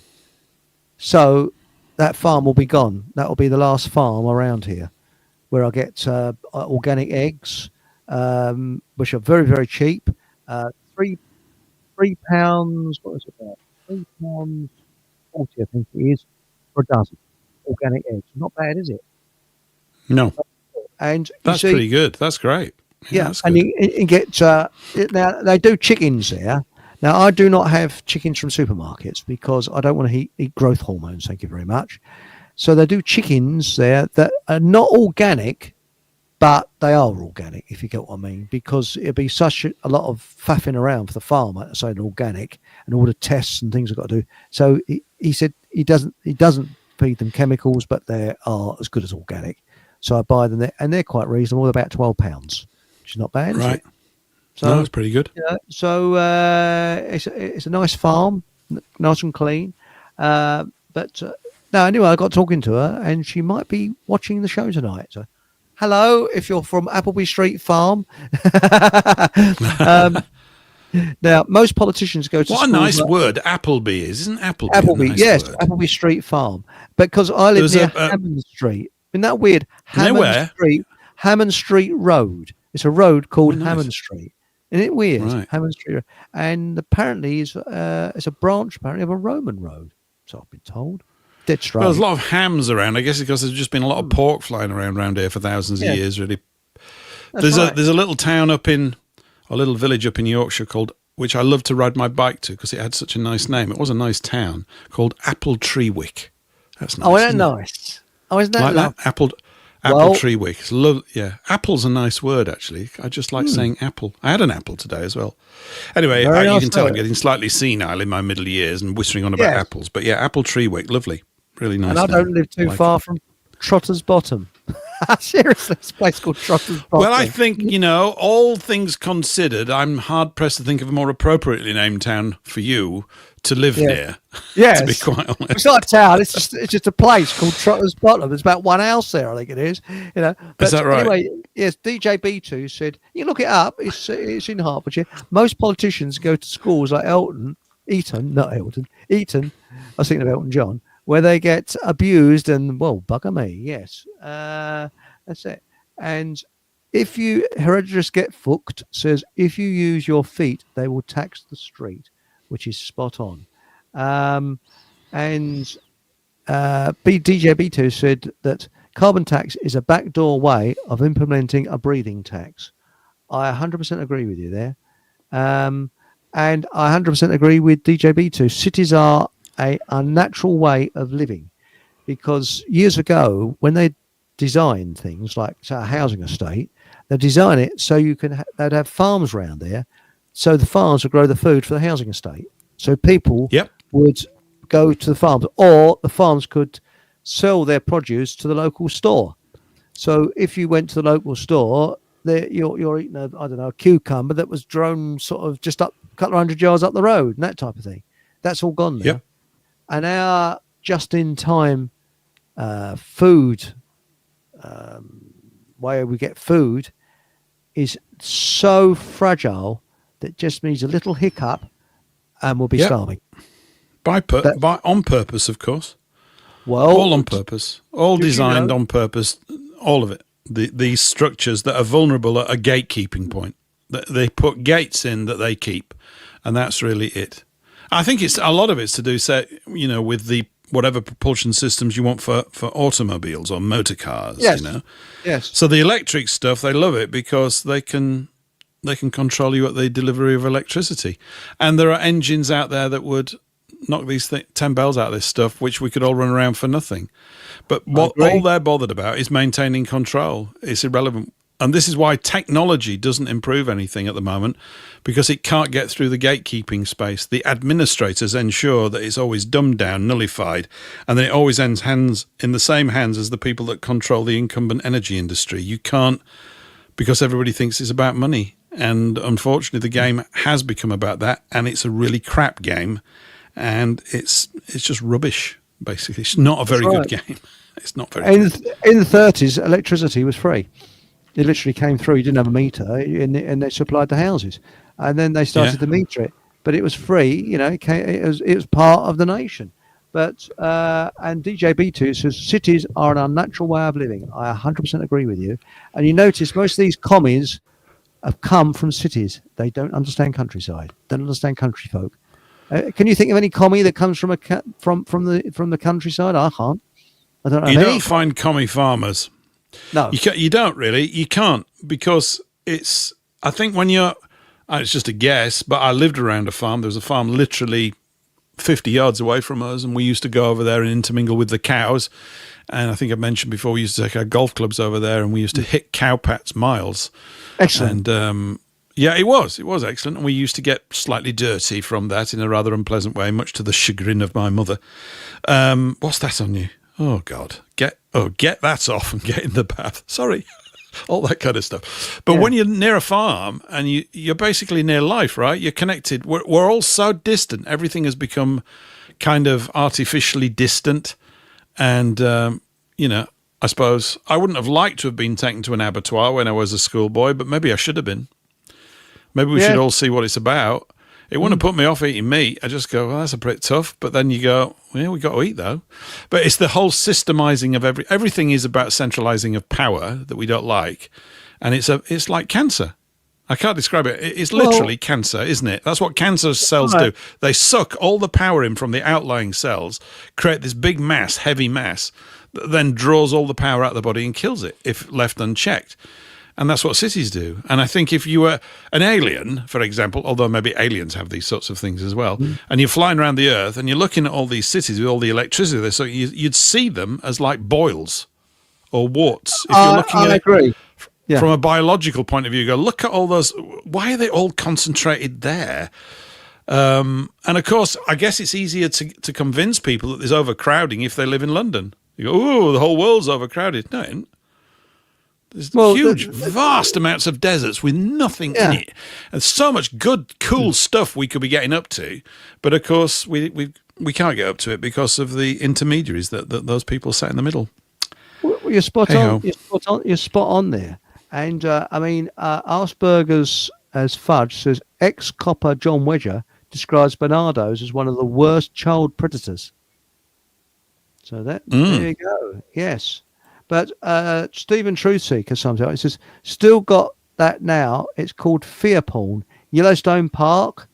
The aliens are invading asteroids. Oh, yeah, that's terrible. We get ointment for that. And comets are coming. Oh, that's right. Yes. It's nothing like a bit of fear porn. Hardly a week goes past. Global warming. That's the other one. Isn't it? It's twice the rate. It's heating up apparently than they thought. Great antidote is to read a novel or something. I'm serious. Yeah. It really, for me it is. Not films, because films are embedded with all this stuff anyway. They're all, all the advisors on the plots and everything. Films are just, they're just more social engineering, aren't they? They've always got coppers in them that turn out to do the right thing. It's all complete crap. It's just exhausting. It's just childish nonsense. But it works, unfortunately. People get drawn into all this stuff and all this sort of piffle. But I found I'm just finishing reading a book that I've never wanted to finish. I'm serious. I've been reading it for 10 years. It's not even big. It's only 208 pages long. And I like it so much that I only read a page at a time each night. Really? I'm going to end it because I'm about 8 pages from the end. Yeah. Every time I go into it, I go back to ancient Egypt instantaneously within like 5 seconds of reading a few words of it. It's quite magical. So it's very odd. Maybe that's just me and this particular book. I've never had it happen with any other book. But it's really quite wonderful. Well, I found it wonderful. That's all that counts, isn't it? Music. All right. What is it now? Eric Satie. Some of his stuff. Yeah. Gymnopody.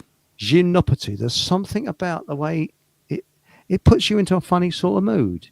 And I've found that his stuff. It does. It's very spare music. It's haunting. It's melancholy.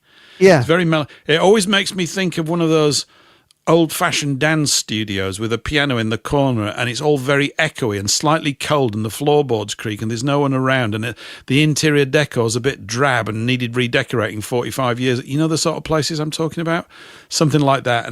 And it's all a little bit, it's where nobody goes, and you've got this sort of but slightly lonely. That's it. Slightly lonely, melancholy space. It's very, and it's tranquil. It's quite hauntingly beautiful. Yeah. It really is, yeah. I was driving through, where was it now? Cambridgeshire, which is a bit flat once. And I put the radio on, and it's classic FM. And on came, was it Gnosane 1? Pronounce that correctly. That's a GNOSSIENNE,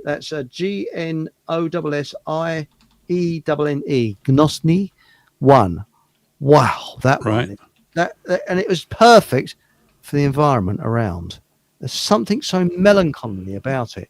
Now we got Ricardo and was it Angadiro Blake? I know Ricardo. Eric and Paul, the comedy. Enoch Powell is Charlie Williams from Yorkshire. Comedy? No. Yeah. I remember Charlie Williams. He'd right laugh. He was, wasn't he? Because right Yorkshire, his speech. He really laid it on thick, aye. Aye. Hey up, lad. Because he used to say, "What is it? If you don't laugh, I'll come and live next door to you." That was his usual. That's what he used to say. But Paul says films show us the truth. And that link you sent through to me today, that's bloody interesting. I got about a third to almost a halfway through. It's a long film. Which one? Oh, what's that one called? Barnum World. Barnum World, yeah. It's absolutely, can't recommend it highly enough. I don't normally recommend videos. I get tons recommended to me. They're all 4 hours long. I go, I'm not even going to get into it. I only looked because it's by this guy who goes under the name of Lee Gallman, Gaulman, as in legal man. And he really is a proper legal man. He's a US lawyer. He's got a wonderfully withering, cynical view of things that just happens, of course, to be totally true. And Barnum World is about Barnum phrases, in great part, that politicians are always uttering. Like, oh, yes, I couldn't stop laughing. Yeah, that's great. Sorry, carry on. It's brilliant, like all these meaningless phrases that they do, and they all do, like Build Back Better, BBB, which is close to 666. They love their little jokes, don't they? You remember when they're all whittering on about that nonsense? Yes. And there's another clip where he goes back all the way, I think even to Eisenhower. No, it goes all the way back to Roosevelt, with all these US presidents saying, this is the most important election in our lifetimes. That was it. It's complete guff. And but it's brilliant. He's such an entertainer. He plays this wonderfully sort of, he plays the role of a kind of cocky film producer who's got blonde hair. I don't think his hair is actually blonde. I think he dyed it for the film or something. It's great. It's really, really brilliant. And his X channel is definitely worth following. I forget what it is. US Legal or something. Clever. I'm following it. Yeah, he's just always talking about banking. He's always but he's really talking about the idiocy of people. And I hate reading it in a way because I want to be naive and optimistic, but I'm not really. The thing is that it's true. And if you've got people continuing to vote, we're doomed. Everybody's never got to vote ever again. You got to encourage everybody to stop. It's a complete waste of time. The reason why it's bad for you is that you are selling yourself an idea that you've just made a contribution to the running of the country. It's deranged. It's utterly deranged sort of self-flagellation. Don't do it. It's a waste of time. It's worse than a waste of time. It's harmful. It's equivalent to a prisoner voting on whether he wants his cell door painted red or blue. That's basically it, isn't it? Yeah. And that's really it. What do you think of Nathan? This is Nathan Allenby, not the other Nathan. Last night, he was saying about, which I disagreed with, but I didn't say at the time, that we got to put our differences apart and sort of join up with the left and right. Because quite honestly, I look at the communists as mentally ill. I could not have a common sort of grounds to them at all. I think totally alien to them. I'm not a townie. That's the thing. So, well, I think it's something deeper than that. The idea that we think that democracy is a workable system is palpably not true. I agree. It never has been. It's just it works for them because they've got everybody believing that they're having a better life. But and for certain periods they've allowed that to happen, right? But it's always been with a view to actually bringing in a bigger trap. So it's basically carrots and then sticks all the time. There's nothing sensible about it at all. I would choose a king over this, even though we've had plenty of ropey kings. I'm completely aware of that. I totally accept all that as well. And the dynamic of clusters of parasites congregating around the power base will never go away. I mean, if you could stop that would help. But it's like it's not really a technical solution because there are so many. These problems have been solved repeatedly over and over again, and they all come to a crashing halt when bombs fall down on the nation that solved it and they're blown to bits by the power mongers. That's right. Who have convinced their own people that they're doing this for freedom and democracy and all this other stuff, and everybody agrees with it until the war's over and they come back and their arms and legs are blown off and they go, what was that all about? Well, that was about you being deceived and used again, just like your forefathers were, and theirs, and theirs, and theirs, and theirs, and theirs. And it's been going on for a bit too long. I agree with you. I don't think it's a matter of resisting the bad guys. I know people talk about this, but I think that's not the way.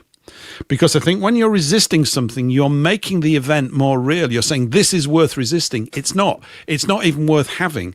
The only way I think we push it out, or a way, yet again, we have to call upon the body of a goodly number of our best people. This is the real tragedy of it, that the best people see it, commit to themselves. They're the ones that get harmed the most. seems to me. I'm not saying I'm necessarily one of them, but I wouldn't mind if somebody picked me out. I'd be honoured, to do something like that. But I think that's the thing. The ones that see it the best are the ones that realise they've got to do something about it, and yet their loss is the biggest after the event because they're not around to actually pick up the pieces and implement the very thing that they were fighting for. Many of them lose their lives in the whole process of it. So there's nothing really noble about war. It's got to be painted right. It's the powerful basically waging war on their own people. They're sending you off to fight war so that they can keep their land holdings and their things and go to the international clubs and all that kind of stuff, and they just keep laughing about it. They're not our friends. There's nothing original in anything I've just said over the last minute. No, but I know what you mean. But I mean, with the Battle of Hastings, 1066, when William the Conqueror came over here, the English were not allowed to bury their dead for 100 years. They left the skeletons there. To show, well, we are the rulers. But this is what annoys me. They say, "Oh, you're British." I'm not British. I'm English. It's a very big difference.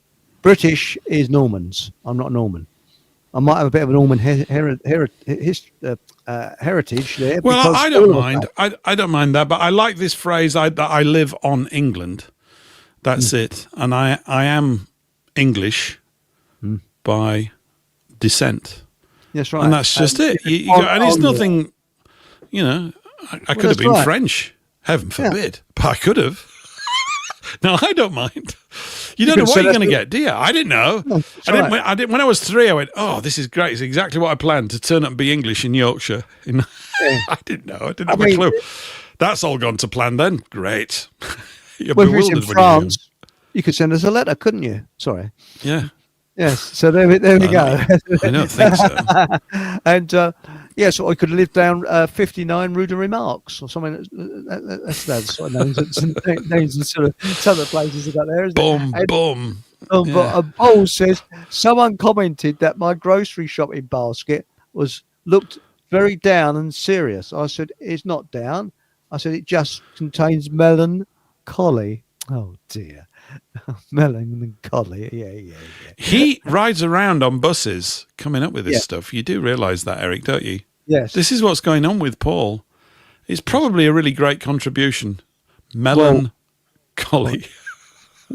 Paul, I've said this before. I've got a nice photo, full frontal engine of a 251 bus. I just thought I'd tell you that. It's the Dirty Bus magazine. That's right, yeah. Plus an oil change. Whoa, Hey? It's just an oil change. Showing the old filter. Steady. Everybody calm down now. It's all getting a bit giddy out there. That's it, yes. Yes. But now, what was it?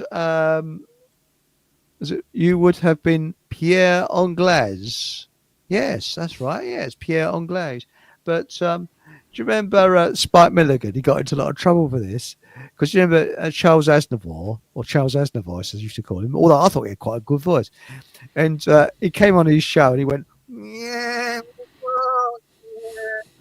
Charles Aznavour. And the fella says, that's rubbish. He says, yeah, I know, I got the LP. Sorry. I got the what? He says, yeah, I know, I got the LP. The other one he was difficult. He was difficult to listen to. He really was. So was Edith Piaf. Very, very difficult. Yes. Oh, some of her stuff, though. I mean, way she put it over, a famous one. No diarrhea. I think it was a tune about was it about shoving a cork up your bum or something? Was it no diarrhea? So I mean, that's what when I was a kid, I thought that's what she sang.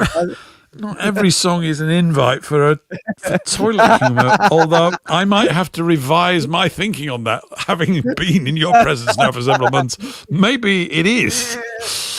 Maybe there's an underlying toilet song in every record ever released. There's one there. It's just got to be found.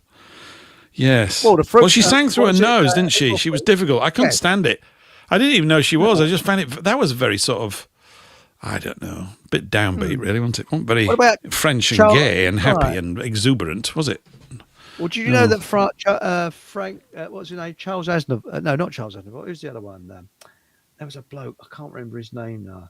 He was the right one with the ladies. Thank heavens. Chevalier, Maurice Chevalier. He spoke English without a trace of French accent. He spoke it so well, and he actually put the French accent on.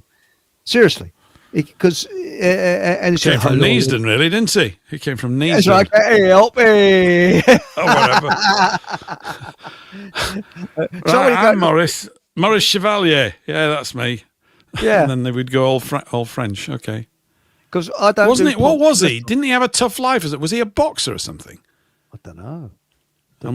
Yeah, he did something sort of rather physically, whatever it was, challenging. Or yeah, I've got to know now.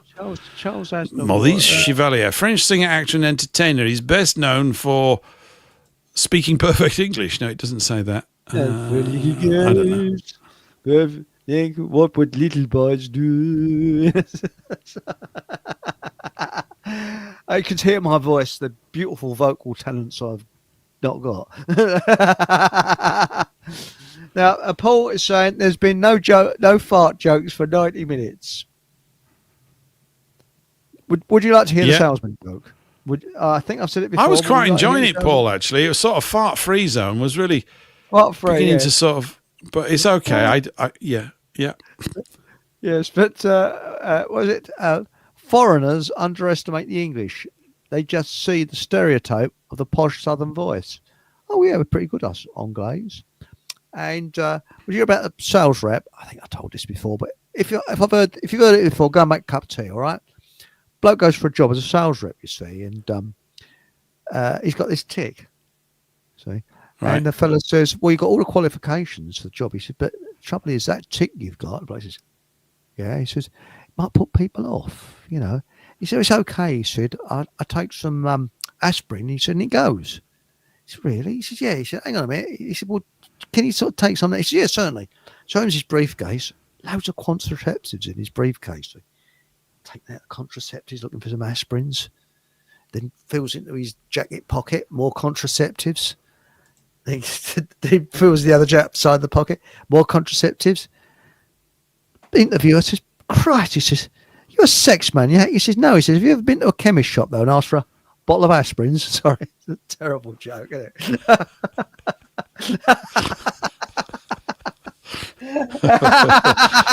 That's one of my uncle's jokes. He's probably turning in his grave saying, you told it wrong there, boy. I've told it wrong, you know. There's definitely room for an Eric's Uncle's Jokes book. Yes. Oh, yes. 85,000 gags. Yours. Buffett said they were in their heyday, and I was too young to know at the time, when the Christine Keeler case was going about. They were getting audiences laughing their heads off. Well, luckily, they did the film when they were still alive. When was it? In the late 80s, wasn't it? The film about the Christine Keeler case. And so they topped me up with all the jokes that I didn't hear when I was a kid. And they're absolutely hysterical, you know, some of the Christine Keeler jokes. But most of the audience probably don't know who Christine Keeler was. Does anybody? You know? Oh, they're old enough. They're all grown up, surely. Yes. Yeah. What's the bloke's name? Christine Keeler. Yes, and there's a fella, the MP. What's his name now? It's gone. I can't think of his name. I can see his face. Italian name. Hang on, I better type it in. What is it? Christine Keeler. Where is it? Christine. He was smitten, wasn't he? He was smitten. He certainly was. Profumo. She was Profumo. That's the one. Well, I knew a bloke that worked in a place in the East End where Profumo, when he went down in grace, he used to help the poor in the East End. And he used to go to this place, and he used to serve soup, and he used to do the washing up there, and he used to roll up his sleeves, and any poor person, and he was a genuine one of very few genuine MPs. If a poor person had legal problems, he would actually sort it out in court for them free of charge.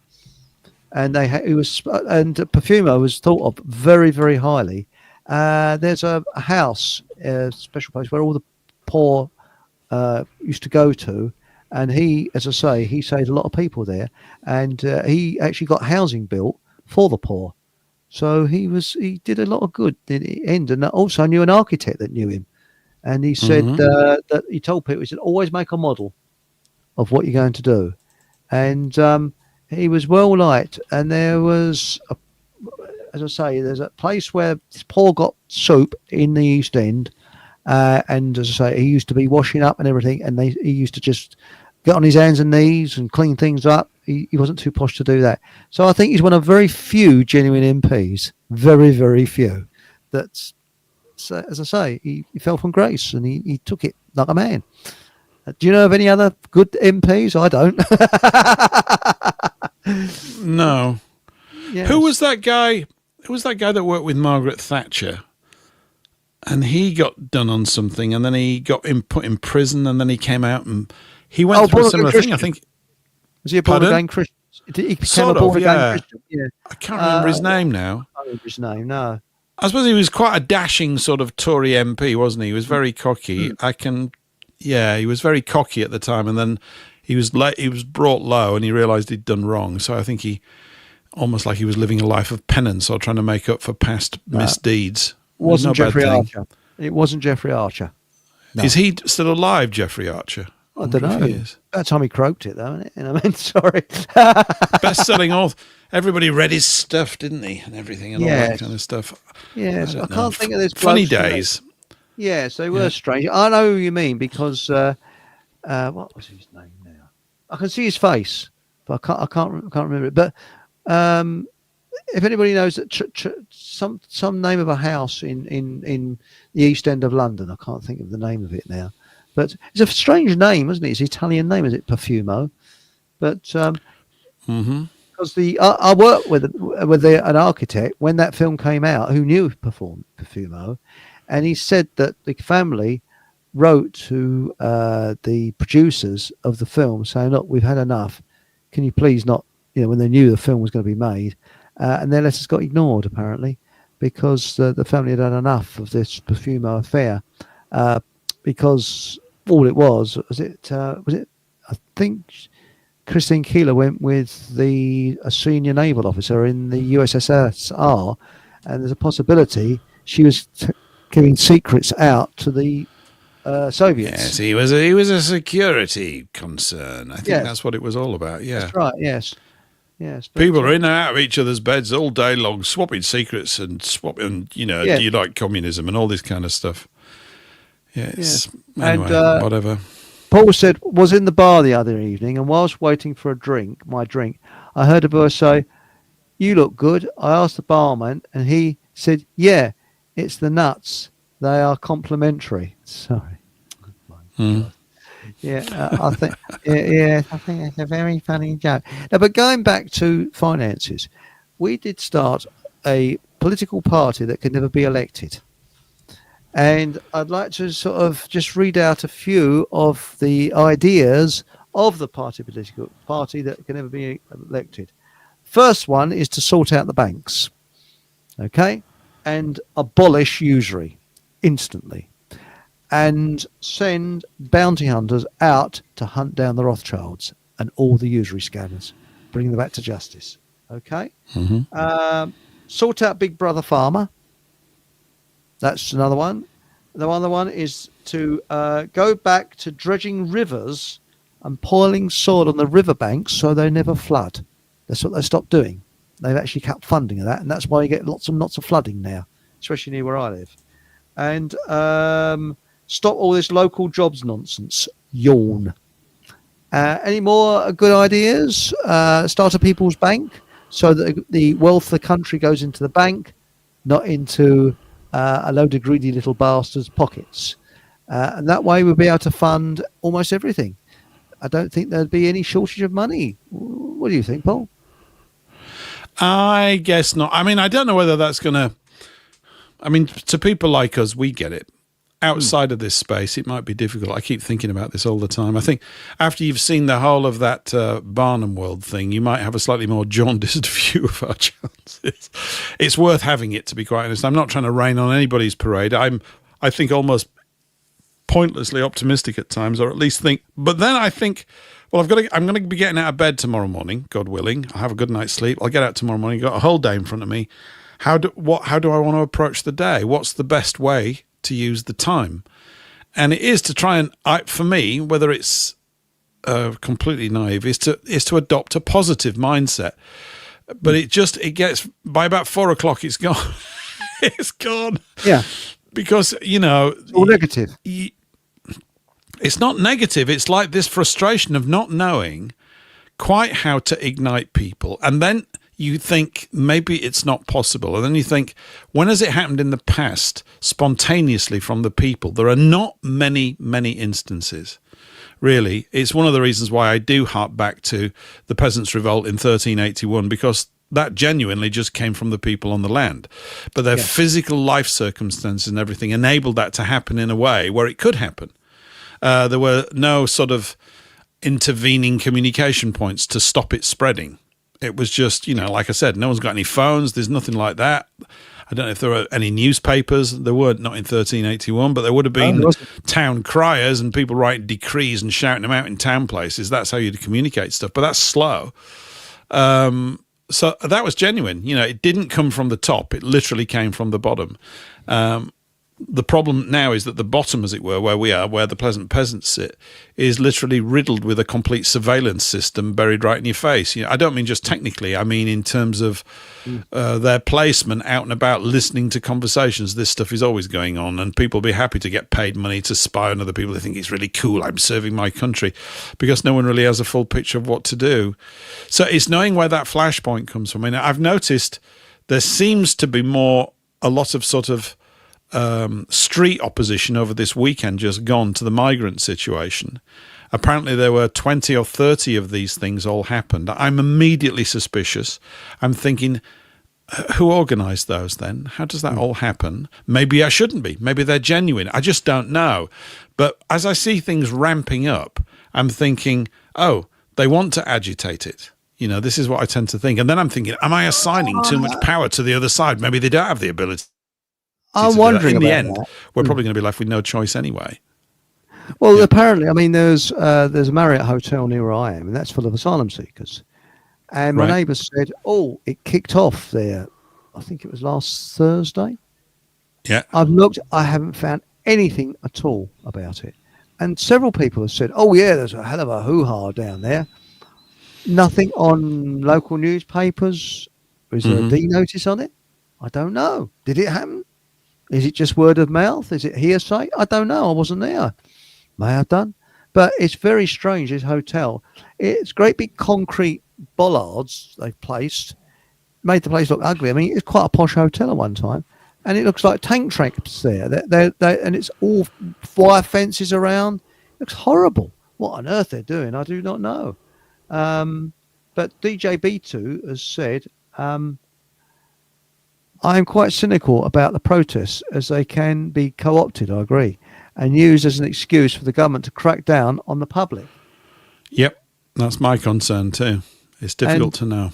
And the migrant protests feel like they are being used to bring in civil unrest and then martial law. Yes. And this thing, I know for a fact, this organisation for Palestine, there are a certain group of people from a country that we're not allowed to criticise is actually organising it to piss people off. Seriously, and that and it's so obvious. It's controlled opposition. That's what it is, and it's a bit like those protesters who stuck themselves to the ground. Do you remember that? Now I want to find out what glue they use, because I want to fit my lavy shelf so it doesn't fall off the wall. So I want to know what glue they used to stick themselves onto that road, Now, yes, quite true, DJ B2. The people who fund and created Hamas. That's right. Yes. But I can say this. That the boat people, have you heard what, like I said, it's on YouTube, because I saw it on YouTube, that Gareth Icke has said about the boat people. Have you heard about the real reason? Yeah. Well, I've been aware of that for a few years. Yeah, the Greater Israel Project and everything. Yeah. I mean, yeah, when you look back in history, the movement of people, forced or whatever, is a common pattern for disrupting stable countries. That's how you do it. Do you know that 85% of all migrants in the world are Muslims? Really? I didn't know that.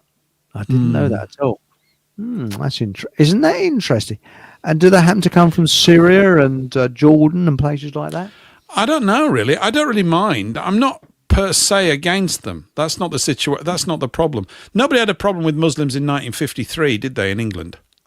No. Did they? No. Because it's not the Muslims. It's not to do per se with Muslims. It's simply to do with bringing people from different cultures into your home without you giving approval for that. And because approval's never been given, it doesn't exist. We don't approve of it now. We never have.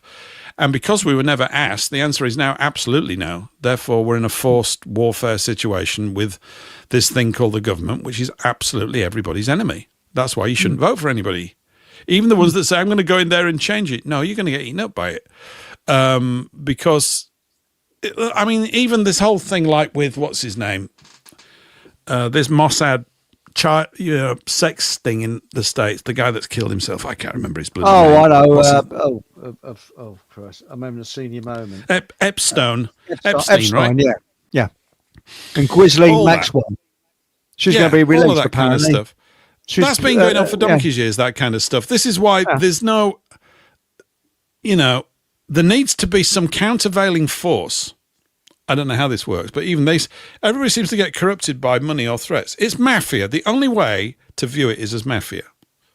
It's a protection racket, and they go, the only way we can guarantee all our other protection rackets is we get the ultimate one going, which is to basically coerce and co-opt the parliament or the decision makers at the supposed top of things. And they can't do anything.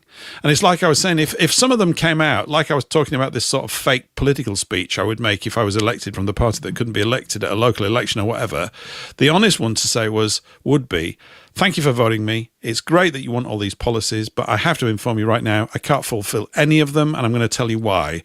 Because when I go in there, I won't be allowed to, right? I haven't been intentionally lying to you on this thing. I wanted to illustrate to you exactly the pointlessness of this. All the other candidates that have been voted in tonight, they're in exactly the same position. I'm at least having the honour to tell you, right, that this is a waste of time, right? And I wanted to do it this way so that you really get it, right? Because whichever government you put in can't change anything. That's right. And Farage someone needs to point at, and they won't. Where's the mechanism where you literally identify the actual individuals that are in the city, that are in the highest levels of masonry everywhere, the ones that are doing it, the ones that we perceive, the Fabian Society, right? Mm-hmm. What you'd say, of course, what I would do is I would arrest all these people for interviews. They would all have to be arrested. Now, some men would have to go do the arresting, yeah? Where do you find the men to do that? Precisely. Seriously, where do they come from? Because, I think like, I don't know if you think I do. I go around going logistically, right, I'm going to work it out as a business plan. How would you actually do it in real life? What would it be like when you arrive? Would they be all fleeing on jets? Would you get the whole court system covering for them? Would you then find that the bank accounts of the men that were working on this project were getting shut down? Everything. In other words, all these soft interference things would drive these teams crazy. So you need to have some kind of sustenance center for the teams that would do this that's outside of the system, because at any point at which they're attached to it, the system would hurt them because they'd find out. So maybe I'm just talking twaddle, really. We just look at it, we go, this is almost impossible, because the problem is to do with the thinking that's in the heads of those people, if we want to call it thinking, that are working towards the continued progress of a plan that the vast majority of us, i.e. 99% on the planet, don't want. But they have committed such hellish crimes, I suspect, to get to the position that they are, that under no circumstances must the world know. And anything that even gets near, they'll kill it. That's what they do. Right? Well, this is the thing. I mean, Farage apparently said, he's going to repeal all the laws they're making. They're clamping down on us. No, he isn't. Mm-hmm. He won't be allowed to, as you quite rightly said. He wouldn't be allowed to by them, but there has to be a way. there has to be a way. Or maybe there isn't. Maybe there's just no way. Just go, well, that's it. We're done for. It's 15-minute cities. All my money's going to go through an account that they control. I'm going to be exposed to crap TV forever. I won't want to watch it, but they'll force my eyelids open to make me watch it. I won't be able to choose it. All these books that were interesting, they'll burn them so nobody knows anything. They'll destroy our history. They'll race mixers out of existence so the English... I mean, that's the worst thing, right? Really going black pill here. And they won't stop going in that direction. They don't care what it looks like as long as it just keeps getting worse for us. Well, that's because right. That's all that's ever happened, right? Well, look what's going on. They build. Now, where I live, used to be able to go up the road, and it was very famous for nurseries. When I say nurseries, market gardening. So you get cucumbers, tomatoes, and things like that. And you're spoilt for choice. You used to walk out and you go to a nursery, and you go into there and you say, "Oh, I'd like some tomatoes, please," and they just pick them off the vine and give them to you. And you pay for them, and it was fantastic. But what happens? They suddenly they let their greenhouses, I don't know, go derelict, sold out to developers, and of course developers have been building on them like whoopee. And this farm I went to today I think it's the last farm that's holding out, the very last one. I mean, it's criminal what's happening, and I think that when we get common sense coming into this. Or sorry, common sense isn't common, because if it's common, people will be sensible. But shall we say sense coming back into this country, we're going to have to demolish a lot of this crap architecture that they built and return it back to farmland and repay people, to move out, because it's horrendous what's happening. And when I heard that this farm is under threat, they want to build on it, that really upset me today. Because as I say, because it's beautiful countryside. You look from the farm and you can see all the fields in the distance, but again, it's encroaching all the time. And I've been thinking of moving, but wherever you move to, they're building and building and building. I suppose it's similar to. Is it similar where you are, Paul? Are they building like buggery? Sort of. Yeah, they got beaten back though on a big area that they were going to turn into like 300 houses on the green, and that was stopped. For now. The reason why it can't be stopped forever is because of the inexorable growth of the banking class. Yes. And because what's in people's heads about how to manage a civilization is completely wrong. They think again and again and again, everybody continues to talk about economic growth. It's completely bizarre. It's obviously a sign that something's fundamentally wrong in the first place, where the only way to continue is to grow and grow and grow and grow and grow, and then keep growing. We need more, and we need more of everything. We don't need any of that. We want more of quality. Everything. Nothing is going to settle. There's no sense in anything whilst we have to endure a privately controlled central bank system. The operative word there is private. Even if it's rubbish, which it is, even if we left the system as it is right now, but we owned it. And yet again, I hate myself when I get into technical solutions, because these things could all work. But how do you do that? I mean, really, that's the thing. How would you achieve it? It's just like sort of having a daydream on a sheet of paper. You look at it and it's very exciting because you know it's going to work, because you look at it has happened in the past. But given that you could do that, then it could be changed. But everybody must own it. And of course, maybe it's a matter of making certain arguments, but too many people, or a sufficient number at the top, get rewarded so heavily and disproportionately financially, and or they're also now in a completely corruptible state. They're completely corruptible.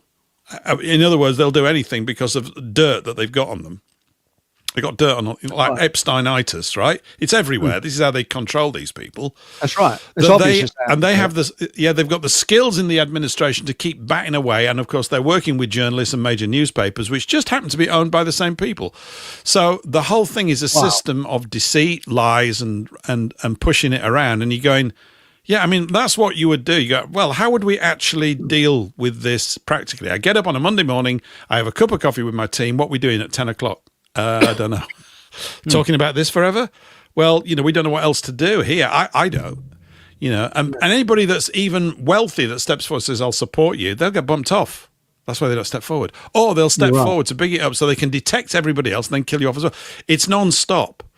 And it's at such a degree of mature sophistication, I would suggest. It's very sophisticated what they've done. They've learned all this stuff from manhandling governments for hundreds of years. That's right. Haven't You're they? spot I mean, on. I'm just trying to use logic. I'm not in there, but I'm just looking at it going, right, what do they know that I don't? I don't operate in those circles. I didn't go to those schools. My dad didn't run BP or whatever. It doesn't really matter. I'm just making stuff up, right? Yeah. But there are certain societies that if you could get hold of them, but what's going to happen? I mean, what would actually happen on the day or these days that it was going on? I don't know. But then you think, well, the wall came down and communism collapsed. But my view is that was by design as well.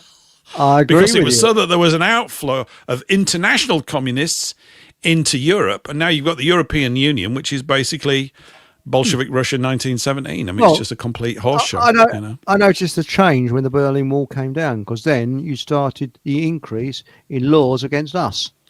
They started censorship laws. Even more. You could say what you wanted before the Berlin Wall came down. When that came down, that was it. But DJB2 has said, where is it now? Economic stability is what is needed. Yes, and he's also went on to say, where is it now? Debt created out of thin air. That's what usury is. Debt created out of thin air. And it's inflating as well all the time. And Stephen Truthseeker said, these new builds are for, yes, I agree with you there, Stephen. I think they are migrants. And I believe it's over for them because too many awake now. We need unity. Yes, Marlene, that's right. But did you know that in 1980, we became 80% self-sufficient in this country? 80%. Now, do you know what those figures down to? 35% self-sufficient. So how did we drop from 80% to 35%? You know, By design. that's right. By design. It's intentional. It's like that thing called interdependence. It's created. They create long supply chains and they control the exchange points all the way up and down the line. Taking a cut, dominating little groups of people. It's just a very mature disease that we're suffering from. And it means that we can't live life the way that we would naturally live it. That's what we're all frustrated about. None of us, it's made out that we all want tons and tons of stuff. I'm absolutely convinced that people don't. I don't. I don't want tons of stuff. You've got to clean it and insure it and look at it's just exhausting. I don't need loads of stuff at all. I don't want their stuff to come at me. I don't want to be in their club. That's the first thing. I'm exactly the same. I just want to be left alone by these.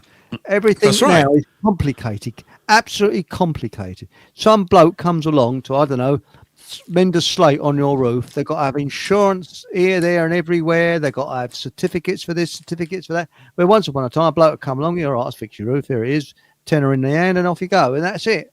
Not like that anymore. And Stephen Truthseeker says the People's Bank pays out $1,000 per month for food, etc., and everyone's rent and mortgages gets paid. People who volunteer to work get £50 per hour with a free car, a nice house and garden. Now, that would be nice, wouldn't it? Yes. But there's so much stuff around. There's so much stuff. There's literally everybody. But so the whole of the way it's reported back to us is a deception.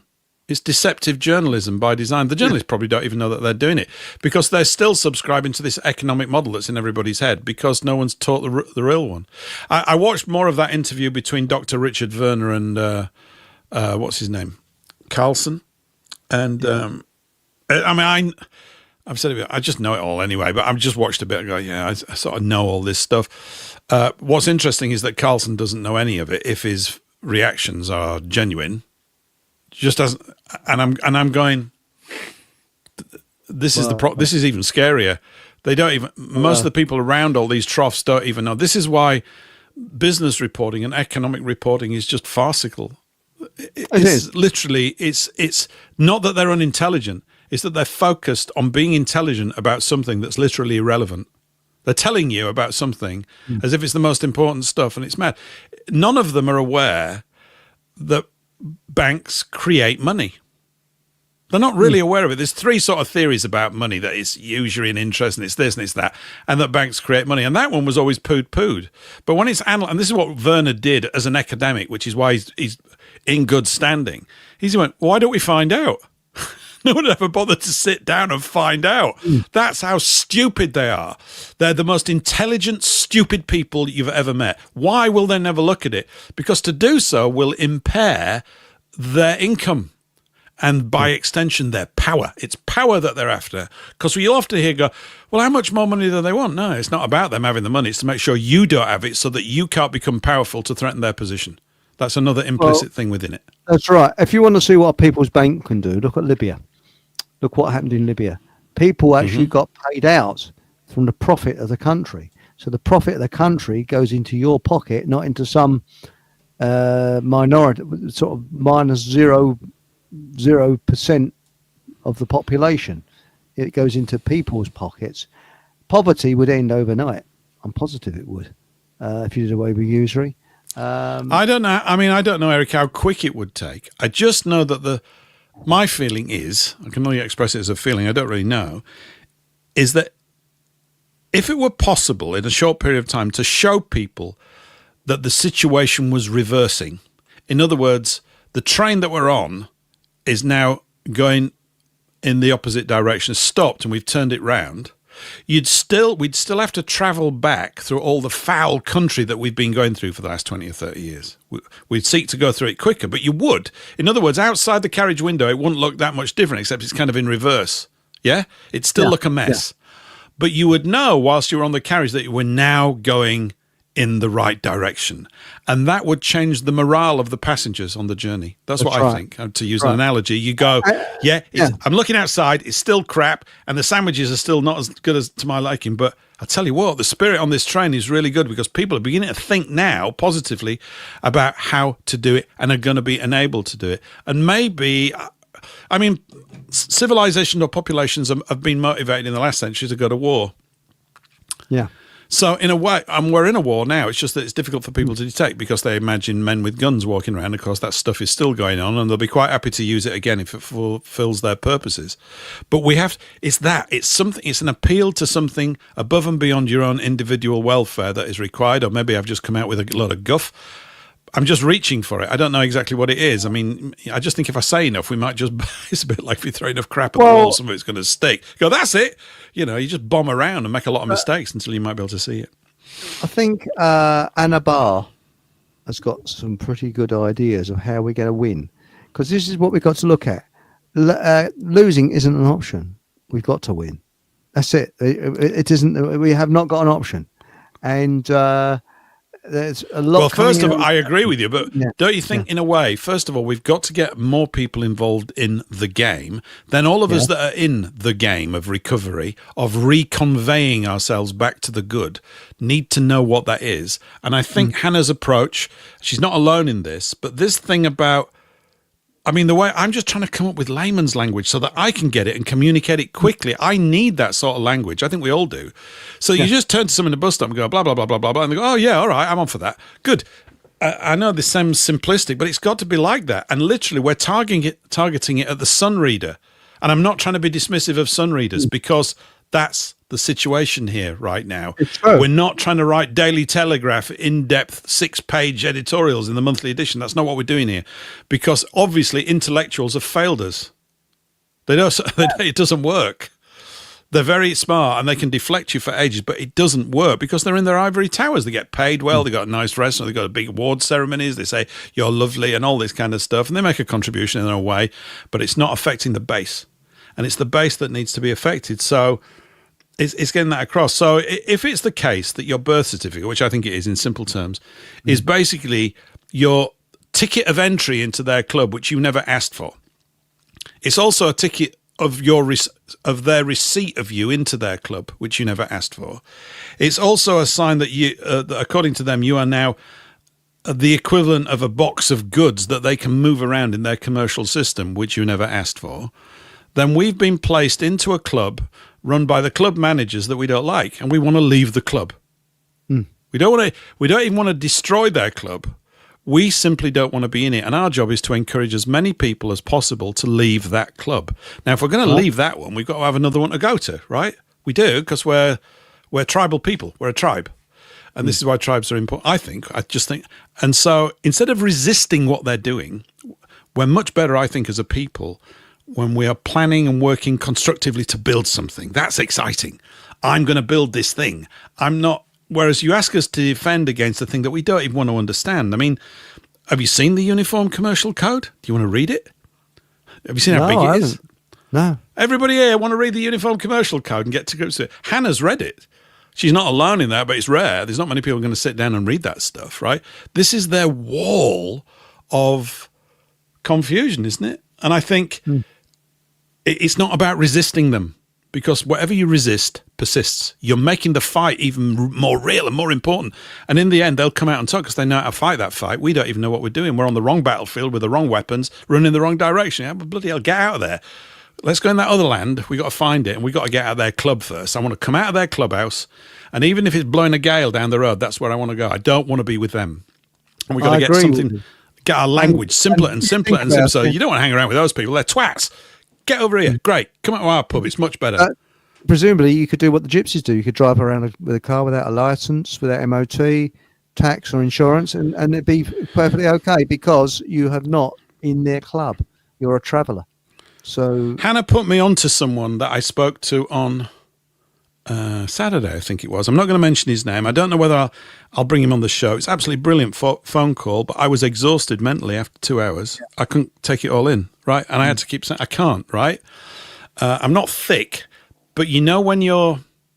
Well, I am in some regards. I suppose we're all a bit thick, aren't we? Well, That's the idea. Things we don't quite understand. I mean, quantum physics. I mean, I don't even... I could just about spell the words, but, I know nothing but about it. It was an amazing call. It was an amazing call because he pointed out certain things to me. This is a guy who is highly skilled in the operations of courts. Like, he's as rare as hen's teeth. And Hannah knew that and said he's amazing in certain regards in terms of writing letters and this use of language. There's loads of little things about style in these legal documents. Now we're getting into my new show, but it's just to throw you up about what their battlefield looks like. You know, square brackets that you can put around a word, not the curved ones, the square ones. Yes. Well, that means that word doesn't exist on the document. Whoa. Weird. How do you? I can't get my brain around that. Seriously, I understand what I've just said to you. So you think, well, why do you even put it on in the first place? All of these sorts of deceptions. Here's a point he made, right? Here's a really interesting thing about foul language. It's just something to think on. I think foul language, by the way, is unavoidable from time to time. I use it every now and again, as you probably can tell. And I do believe an F-bomb every now and again is a bit like you have to put a bit of mustard in a ham sandwich to make it go. You don't want a sandwich entirely out of mustard. It'll kill you off, right? But every now and again, you go, oh, that was all right. Sometimes the timing of it and the way it's delivered, context is very important with that sort of stuff. But he was saying, have you noticed a rise in foul language? I said, yeah. Of course, we all have. If I think about what it was like in the 60s and 70s, I remember getting 10 bells knocked out of me for telling the girl next door to F off. My dad beat the crap out of me. It was the only time he ever really lost his rag with me. And I really got clear that I wasn't supposed to swear at anybody. Of course, it creeps back in again as you get bigger and older. But he said the reason is why they're promoting it and want you to step it up. This is one of these hidden reasons is when you use foul language, you are putting yourself in a condition of dishonor. And one of the things in a so-called legal conflict is that the first person that goes into dishonor loses. You must stay in honor. All these strange little concepts and thoughts. And he was talking, and I said to him, I don't know whether getting you on the show would work. I didn't say in so much words, but I was thinking this because it's such a detailed, involved lecture that 2 or 3 hours of that would melt your head. It melted mine after 2 hours of one-on-one, and he's brilliant, and I really liked him. Fantastic guy, and he's got an amazing life story to tell, which might make for more listening, but I don't want to be some sort of tabloid thing about this because I think he's real core stuff. He's very passionate about it. He's dealt with it at an amazing level, and they don't like dealing with him. He said to me, how about this? He said, we could go out and rob a bank. I said, well, if you could find one, they'd close them all down. But, he said, we could go out and rob a bank. He said, and I'd be able to deal with the court case and we'd be fine. Because you need to understand how their system works. What was it? He gave me a little line that I'm just going to say to you. Won't mean anything to you. I don't think it didn't mean a great deal to me. What did he send me here? There was something he said. Oh, yeah. You're pulled over by a policeman, right? Or a police officer or a police constable. We need to know what that all means as well, really. One of the things you say to them is, could you tell me what is the nature of your action? It's an interesting line, isn't it? What is the nature of your action?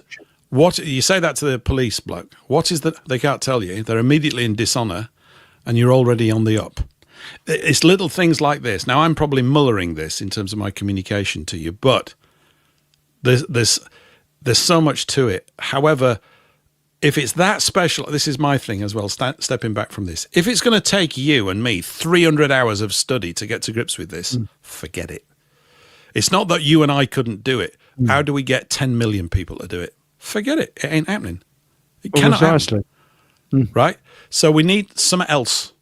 We need something really simple. I think we need a dictionary, written for 60. I'll tell you one thing that we talked about at the end. Yeah, this was brilliant, actually.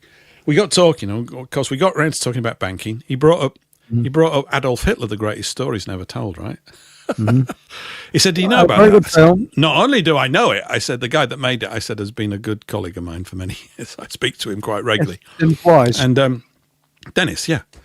And so we got, and all the things that we've talked about with regards to the economic situation for that nation at that time, completely in line with, it just goes, all these things interrelate and it all starts coming together. Every single field, you see all of these patterns and everything. But as we got talking about this stuff, I said, look, and I was talking to him about this book called Economics for Helen by Hilaire Belloc, which is written about 1910, and it's about 120 pages long. And Belloc wrote it for a girl called Helen, a fictitious girl of 14 years of age of average intelligence. That's what he says. That's the target market for the book. I can tell you that 14-year-old girls of average intelligence in 1910 are very bright, right? Very, but you get the drift. Yes. And I said, I made that point that we make here. I said, you go to school, they don't teach you anything about banking, they don't teach you anything about law. He said, if you gave me some 16-year-olds, he said, and I had them for 2 weeks, he said they'd know everything. I said, right, isn't that the target market for the language? Isn't that what we're supposed to be? Isn't that what we should be building our communication space around? Small lumps of dynamite information addressed to 16-year-olds. I'm serious. I don't mean in a patronizing way at all. I just think we've got to have something that transmits and travels quick so that, look, I don't know whether this would work or not, but I'm hard-pressed to know of other things. So that you're saying, look, we need millions of county men and county women holding their county flags who are living on England, who are not in their club, who get it, and are not in their jurisdiction. We need to explain what jurisdiction is. What is it really? Yeah. I don't want to go into it now, but what is it? Yeah, see? And everybody needs to spit their hand up and go, I'm thick as shit, I don't know, teach me. And then as soon as there's that willingness to learn, we're going to become unstoppable very quickly. But it's that attitude that's needed, I think. We play them at their own game and use their weapons that they use against us, against them. And I think that it's like I was saying, was it earlier today, that if you sign anything, say even if you go into a shop and say you're taking something back, they say, well, can you sign this, please? Always put VC in front of your signature. And it's Latin, it means Vicae Actus, and it means that your signature under duress. It means under duress. So that means you were forced to sign it, which means that your signature in that situation is null and void. So any official documents like that, always sign it with a big V and a big C in front of your signature. And that means that it's null and void. And it's a nice... You remember those? Yeah, no, it's good. You remember those Sun adverts that used to be really loud and blary and over the top in the 70s and the 80s on the TV and stuff? Sun get the bingo. sun today. Yes, That stuff, it. right? Yeah. And then there'd be the Sun Guide to the World Cup. Who's this footballer? How long's this bloke's legs? How many goals will they score? It's all in the sun. Get it to that's how we need to pitch it. Yes, I agree with you. Want to know what jurisdiction is? It's amazing. Take charge of your lawful system now. Yeah. Free sausage roll at Greg's for everyone sold. Literally. It's how we market the bloody thing. We're not marketing it right. Going, oh, no, we know all this stuff. Great. I'm glad that you know all that stuff, but there's 50 million people here that don't know shit. Now, can we get it across to people? I don't know, but I think it'd be a bit of fun trying. We wouldn't come up with a handful of mud. Even if it failed, we go, bloody hell, we learnt some stuff there, Yeah, I'll tell you, the first people to be taking notice, though, it'll be the infiltrators. So we could actually do stuff. The Mirror readers, the Daily Mail readers, those buggers. Yeah. And also, Paul has said free fucking wall wonder pencil as well, so they can work it all out. Here it is. It's Bye. Yeah. It's all in the Fockham Hall Times tomorrow. Get your copy now and get one for your grandma. Free Fockham Hall pencil with every 5 copies. Yeah. That's it. You too can clean your ear roll out and all that sort of stuff. The pencil is mightier than the sword. That's right. That's what it would be. And only for those this one. They're extremely rich. There is also the Fockham Hall pen. Mm-hmm. Yeah, here we go. Look at that. Whee! So that's pretty good. Yeah, that goes in the posh section of the online website. Feeling a bit posh today? Get a pen. Yes. Hello. Mark yourself out as a man of distinction or a lady of distinction with the gentleman and ladies pen set. Yeah. And also pick your nose with style with the Fockham Hall pen. Things like that. Have a lobotomy with a Fockham Hall pen. Yeah. No, I think we need to do that marketing and we'll have a bloody good laugh doing it as well. And Paul has said, hit the like button. I want that kind. Thanks, Paul. Yeah, hit the old like button. But yeah, come on, you lot. All hit it. This. We've only got 6 likes as I'm looking at here. So I've hit it. Have you hit it, Eric? Come on, you should like yourself. Be egotistical. I do like myself, yes. I do like myself, Oh, dear. I'll tell you something. Oh, I haven't got it. It's downstairs. I got the leaflet from my local MP. Oh, he likes himself as well. Oh, he's such a... Does he? He's a nice boy, he is. All marvellous things he's done. And it's the same bullshit, refurbished from what we got several decades ago, same old stuff. Local jobs. Did you say several dickheads ago? And dickheads, yeah. Several dickheads ago. Many dickheads ago. Yeah, that's right. We had a couple of dickheads, but it's local jobs for local people. Oh, really? What, flipping hamburgers? What else there? Not exactly making nuclear bombs or anything like that, is there? No. Now, I like what DJ B2 said. MP leaflets go from the doormat into the bin. I like a good bleeding laugh, though. I always like a laugh. Have you ever had one from the Green Party? They're sort of dressed. What, a leaflet? Yeah, and they're dressed like they're dressed in clothing that the charity shops would reject. Sort of. They all look a bit. They look a bit like sort of skeleton figures. They're sort of. And here's your local candidate. Undernourished, and looks like she needs a bleeding good meal. But have you got a Green Party around where you live? I would imagine so. Yeah, we probably have. Yeah. It's all just Ronnie Optimist, isn't it? Really. I mean, I don't know. Yes, it is. We ain't got time to vote. We're too busy. We're rebuilding the voting's for losers. And also, it really is. We're too busy to take any notice of what government legislation does or anything like that. It's nothing to do with us. You want to make their little legislation, they do whatever they like, but they can sod off. We're busy helping our own community. I think that's what it all should be. Yeah. And Paul says, is the Green Party full of people picking their nose? I should think so, yes. I'm wiping it up the wall. Yeah. But blimey, it's all gone a bit sordid in the last few years. months. Hello with a treble L. That's a hello.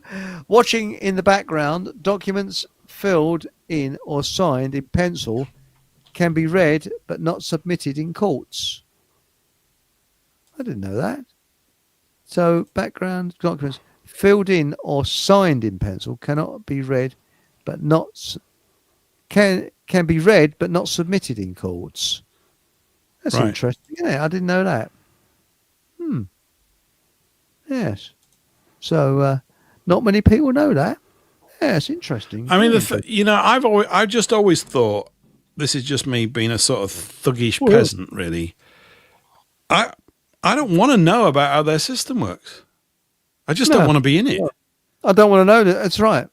If you want to do But something, yeah, you do it's really something. complicated. You got to be really intelligent. That's fine, mate. I don't do that game. I live on England. Bye. Yeah. It's got to be that simple. We can't, it is a form of black magic because it makes your mind go into the dark, doesn't it, when you're faced with this stuff? And that's where they move around in there in the dark and you can't figure out what they're doing. And they go, well, you didn't fill this form in right and you didn't put your signature here, so you're going down for 5 years, mate. What, because of a piece of paperwork? Oh, that's the law. What law? Well, And you go, look- I didn't sign up for that, but you did because you're still in their system. So the first thing is to get out of it. That's right. And then we don't have to pay any attention to it. So that's the process. It seems to me that's the key thing, is to become the pleasant peasants that we really want to be, uninterfered with. Words We being can deal with everything spelled. else. That's That's right. absolutely right. They Absolutely literally spot on are. there. And what I would like is that, for example, I like a lot of what Stephen says, Survival Steve says. Yeah. Is that we got to be responsible for ourselves. And if you want to do a thing, as long as you're not causing injury, loss or harm, go ahead and do it. And I think that's the most important thing. As long as you're not causing injury, loss or harm, that's what we live by.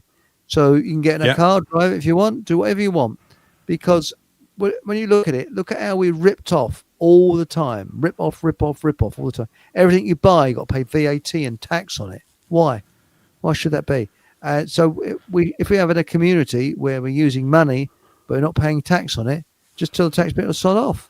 Nothing to do with them. This is our community. I know.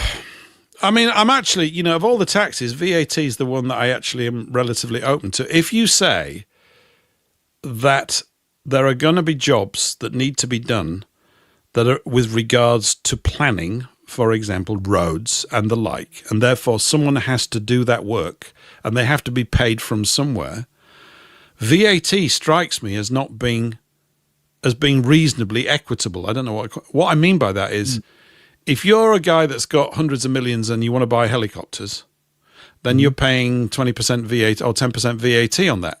So Yes. you are consuming and making use of the bounty of the civilization more than someone else because you're capable of. We have to assume that you made a great contribution and weren't just spivving it off the London Stock Exchange, which I want all that stuff closed down, but that's going to be a nightmare. Oh, yeah. Because the orientation of it is that the purpose of life is to keep making money. This is the big base, and it isn't. That's what we're all bridling against. We go, oh, well, they have a bit of game. I mean, gambling needs to be shut down anyway. I'd just shut it all down. I wouldn't let them advertise or anything because it's just mad. And give people their time back as opposed to being in this continual sort of dopamine hit space, which is what gambling's all about as well. That's right. So- And government-assisted tattoo removal as well. That's what we came into. So you can have your tattoos- Forcible removal. Forcible. We'll take if we can't take it off, we'll take the whole arm off. What? Yeah. Yes, No. don't want that. No, that'd be just ridiculous. Yeah. Yeah. Oh, what you do is you come out with the most hostile way of doing it, and then this shocks everybody. Isn't this how it works? So everybody's shocked. This is outrageous, and then you rein it back and they go, "Oh, that's better." But you end up getting what you want anyway. That's how government works, Yeah. isn't it? They give you a terrible scenario, then they rein it in. They say, "Oh, it's not happening for another 20 years." They go, "Oh, great, we don't have to think about that." Yeah, you do in 20 years' time, and actually they'll bring it forward 10 years, and they'll get you then. So, whatever. So, Yeah. remember those petrol when people refused to get the petrol tankers out of the oil refineries, where people protested against the price of fuel. So the government seemed to back down, and people said, "Oh, great victory!" Yeah, they backed down for about 2 weeks. When the dust had settled, they put the price up even more than what it was before. They do it every time, But now, Paul Mohammed said you can talk to them. I think that's them, but there is nothing they can do about it. I did it years ago for a speeding fine. Right. Yes. It's not you, the living man or woman, that the courts deal with. It's the dead entity, that's right, linked to your birth certificate, which represent the Mr., Mrs., Ms., whatever individual that never exists. The judge wears black. That's right. Now Paul says, I like you wear, was it like you wear black at a funeral because both represent the dead. Even gravestones do not represent the individual in the ground because the name is in caps, which is dog Latin. That's interesting. But they can afford billions to spend on wars. That's right. Yes. And Stephen Truth Seeker, I 100% agree. Protests don't work. They don't work. Never have done. No. No, it's not worth it. The only way. But I like this idea of the counties. And it's true what you said. Middlesex still exists, but it's been carved up. It's in a quarter of the size of it was. But it still exists. Well, so, that's what they say, but we say different, don't we, you see? It's to do with who's saying the words and why they're saying them and where it comes from. So we have the maps. Like one of the things to sell everybody as well, apart from your own flag, would be an old county map of England, Scotland, Wales, Northern Ireland and Ireland. Of these isles, and you go, this is how it always was. This is how it's about to be again. You live here. You live on England in this county. And you start to talk about it in that way. I want to go to miles and feet and inches again. I'm just, imperial measurements work for us. They go, but that's out of kilter with the rest of the world. So what? Don't come then. We don't care. We're not bothered. We make great apple pie. We can't give a fig. And we drink warm beer. We're not interested. Bugger off. You know, I agree. By the way, an advert's just flashed up. It's advertising time.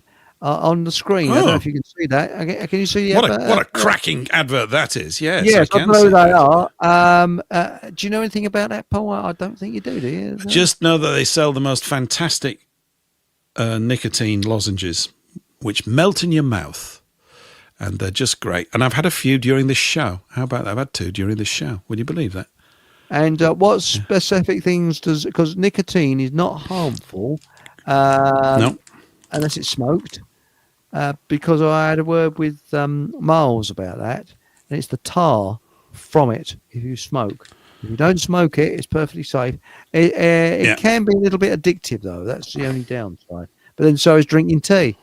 And I'm a teaholic. Well, I'm not allowed to say anything, but anybody that's interested in finding out about other qualities and aspects of nicotine would not go far wrong in doing a search on Dr. Brian with a Y, Ardis, Ardis. You may reject what he says, some people do, but you may, at least it will give you food for thought. And he's an excellent communicator. It's very entertaining to hear him talk. He's very, very bright, intelligent, articulate man, and he makes some extremely compelling and interesting points, particularly as it fights off all sorts of other bugs and things in your bloodstream. And it's noted for this for a long time. And we must bear in mind also that the governments of the West apparently are planning to remove nicotine entirely from their nations by 2030. But you see, I don't live in their space. We don't live in their political construct called in the United Kingdom. That means in that we're not in that. And we've got but I haven't got the formal piece of paper. That's why we have to do this document process, file it in a hall of record, and then have a communications policy. Whenever they come knocking on your door, you just go, you need to write the whole of record and get that, and you'll find out, and that's it. And I'm not talking to you anymore. Otherwise, you're going to get prosecuted for, I'm going to start charging you £300 an hour, minimum charge 1 hour. So you owe me 300 quid or whatever it is. Yeah. Because they're always bullying us. They just come at you. They go, I have a right to go to that person and tell them and demand £500 from them. Do you? Well, every time I receive a demand for 500 quid, you'll get a counter one for 1,000. Yes. Right. I think and what is the nature of your action? Yeah. So I want to be armed with these phrases. We all do, and teach one another. And they've got to be just a few, and they've got to be very effective. And I think they exist. That's all I can say today.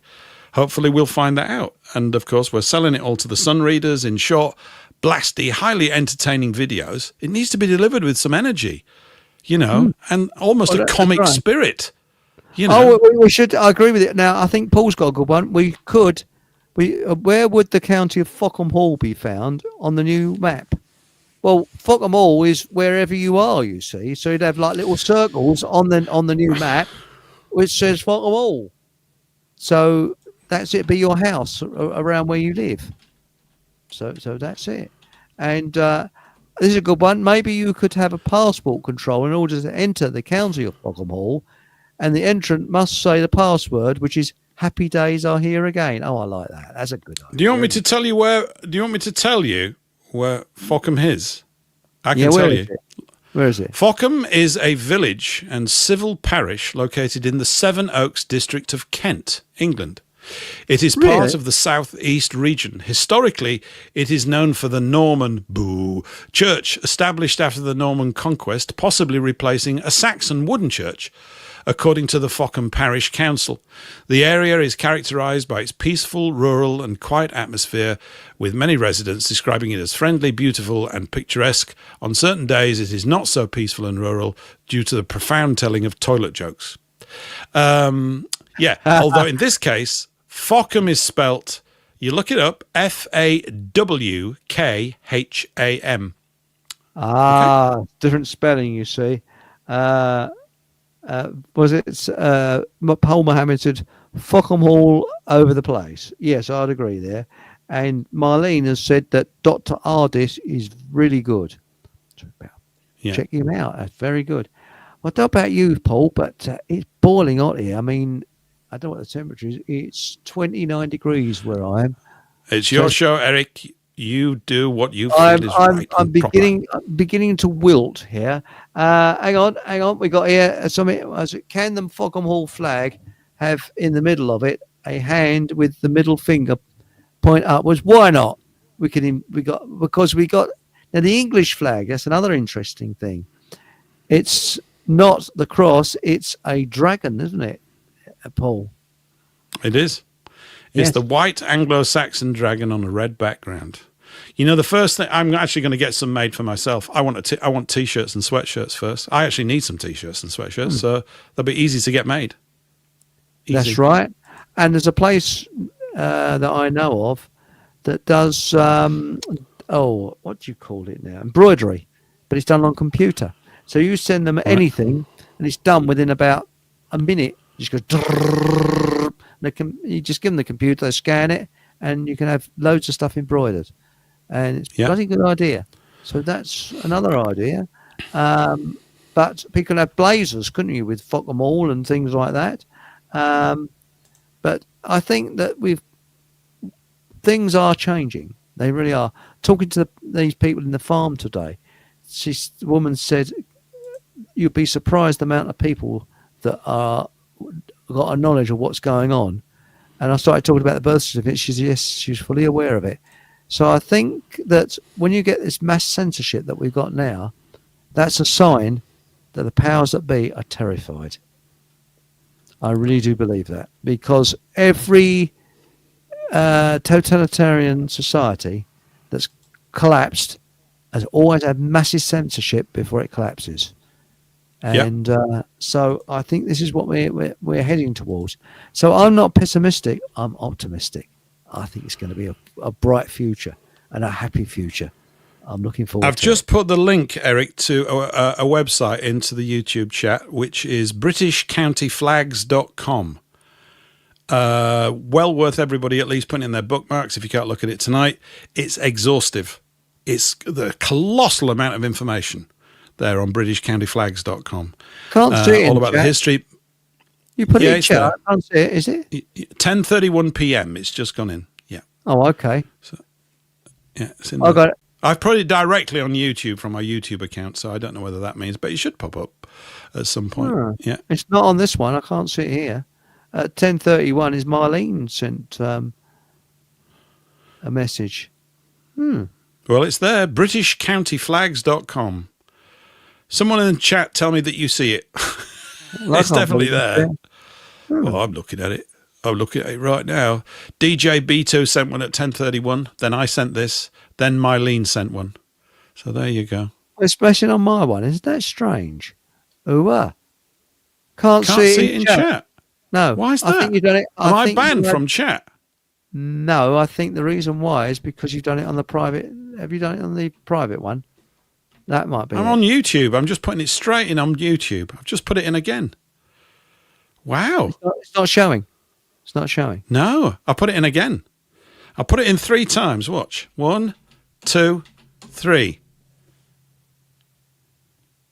I'm typing it in directly on YouTube, as if from my YouTube account. On YouTube.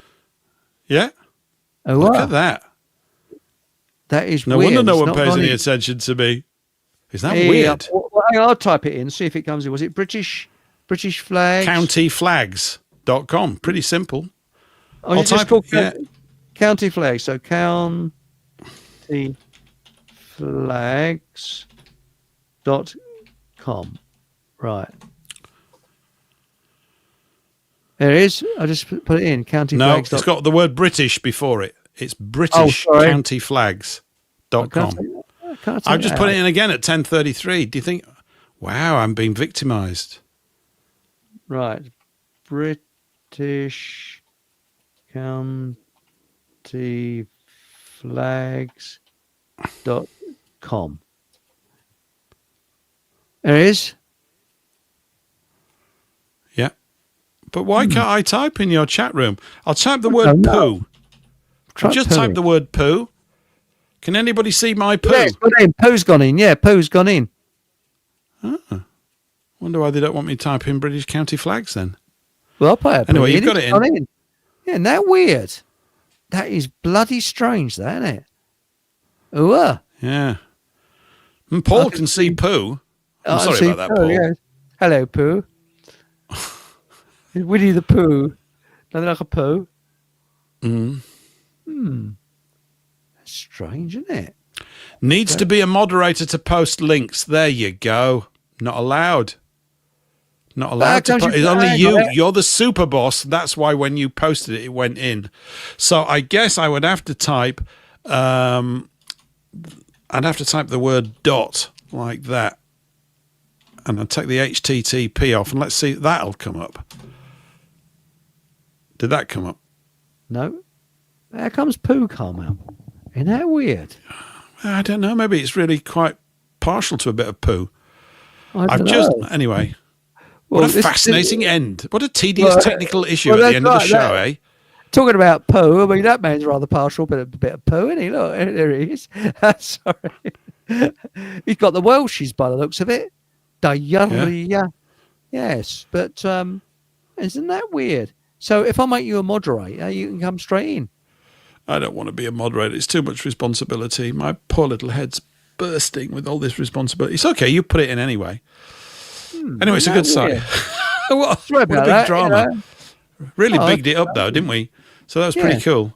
Yeah, there's lots of old maps on there showing you like Middlesex, as it should be, and all these flags and everything like that. It's pretty cool. Lot of history, huge sorts of tons of writing.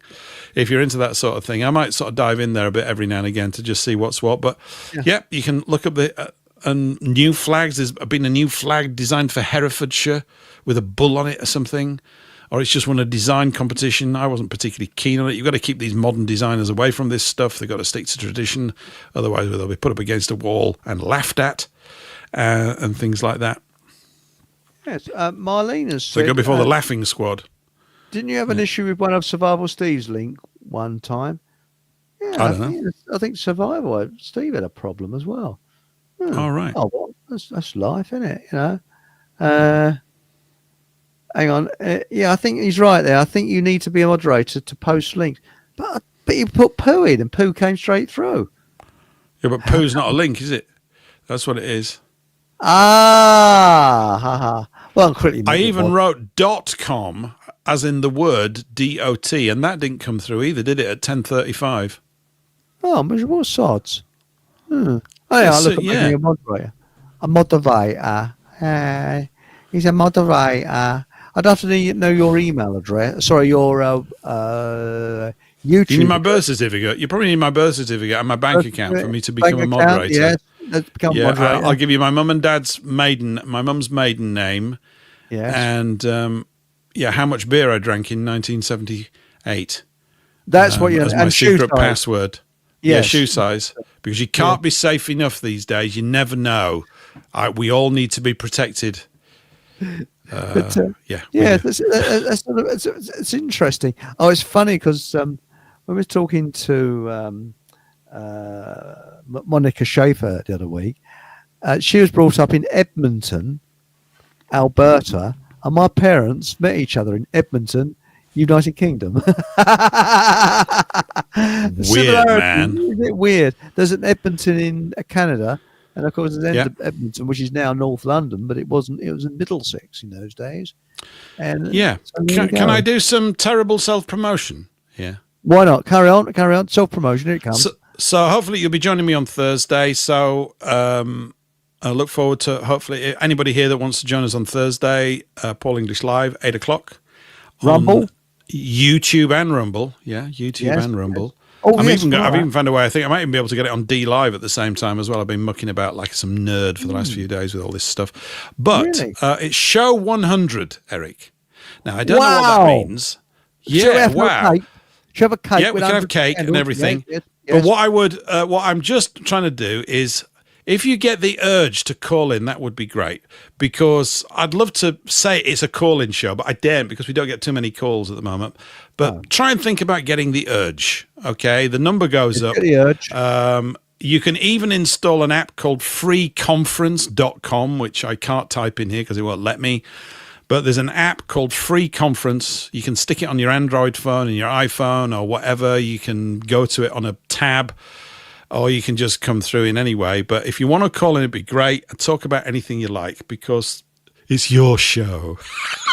That's right. And remember, everybody, this is your show and all that kind of stuff. No, but I'd like it to be to a greater degree than it has been. So I don't know who's going to be rocking up. Yeah, it's going to be really quite as if we went to the pub. I did have a guest lined up, but I didn't want to do a sort of formal guest thing. I really want to do it super loose on Thursday, and just talk about things. I might just local, the Queen's Legs. Yeah, that's right. So the Queen's Legs will be open on Thursday night. Yeah. So that's the Queen's Legs are open on Thursday night. That's right. So make sure. Yeah. And don't say come early, otherwise I'll hit you. Anyway, so there we go. Yeah. Yes, we'll have an evening of this, that, and the other, and too much this and that. Here we go. Yeah. Cool. Right. Well, thank you very much for joining me, Paul. And enjoyed it, Eric, as always. Like Monday nights, they're fun. It's a real fun evening. I didn't know where it was going to go to, and it's a bit like we didn't go to with all that beautiful graffiti up the wall, because I know that both of us like graffiti, don't we? I don't think. No, not too keen on that stuff. I hate graffiti. Yeah. Always have done. Yeah. And but there we go. What's Stephen Truthicker said? Merry Christmas. That's a bit early, isn't it? Anyway, that's life. And if you can put the old thumbs up, and what else is it? Subscribe. Sell your grandmother so you can, if you want to give anything a cup of coffee, whatever, buy me a coffee. And remember, tune in to Paul English Live on Rumble Thursday at 8:00 UK time. And I think it's a bit earlier in America. And Aunt Sally has said, she said, thanks, lads. I had to pop out, so I missed most of the show. Note from parents, please. We'll watch it back. So I guess you're in the bath now, are you? So there we go. Anyway, thanks for joining us, Paul. Thanks for joining us, everyone else. Yep. And here it goes.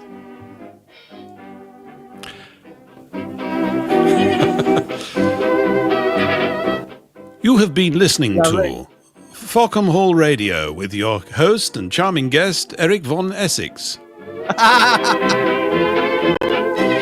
Remember to tune in same time next week for more happy fun and jollity here at the Fockham Hall Radio Show.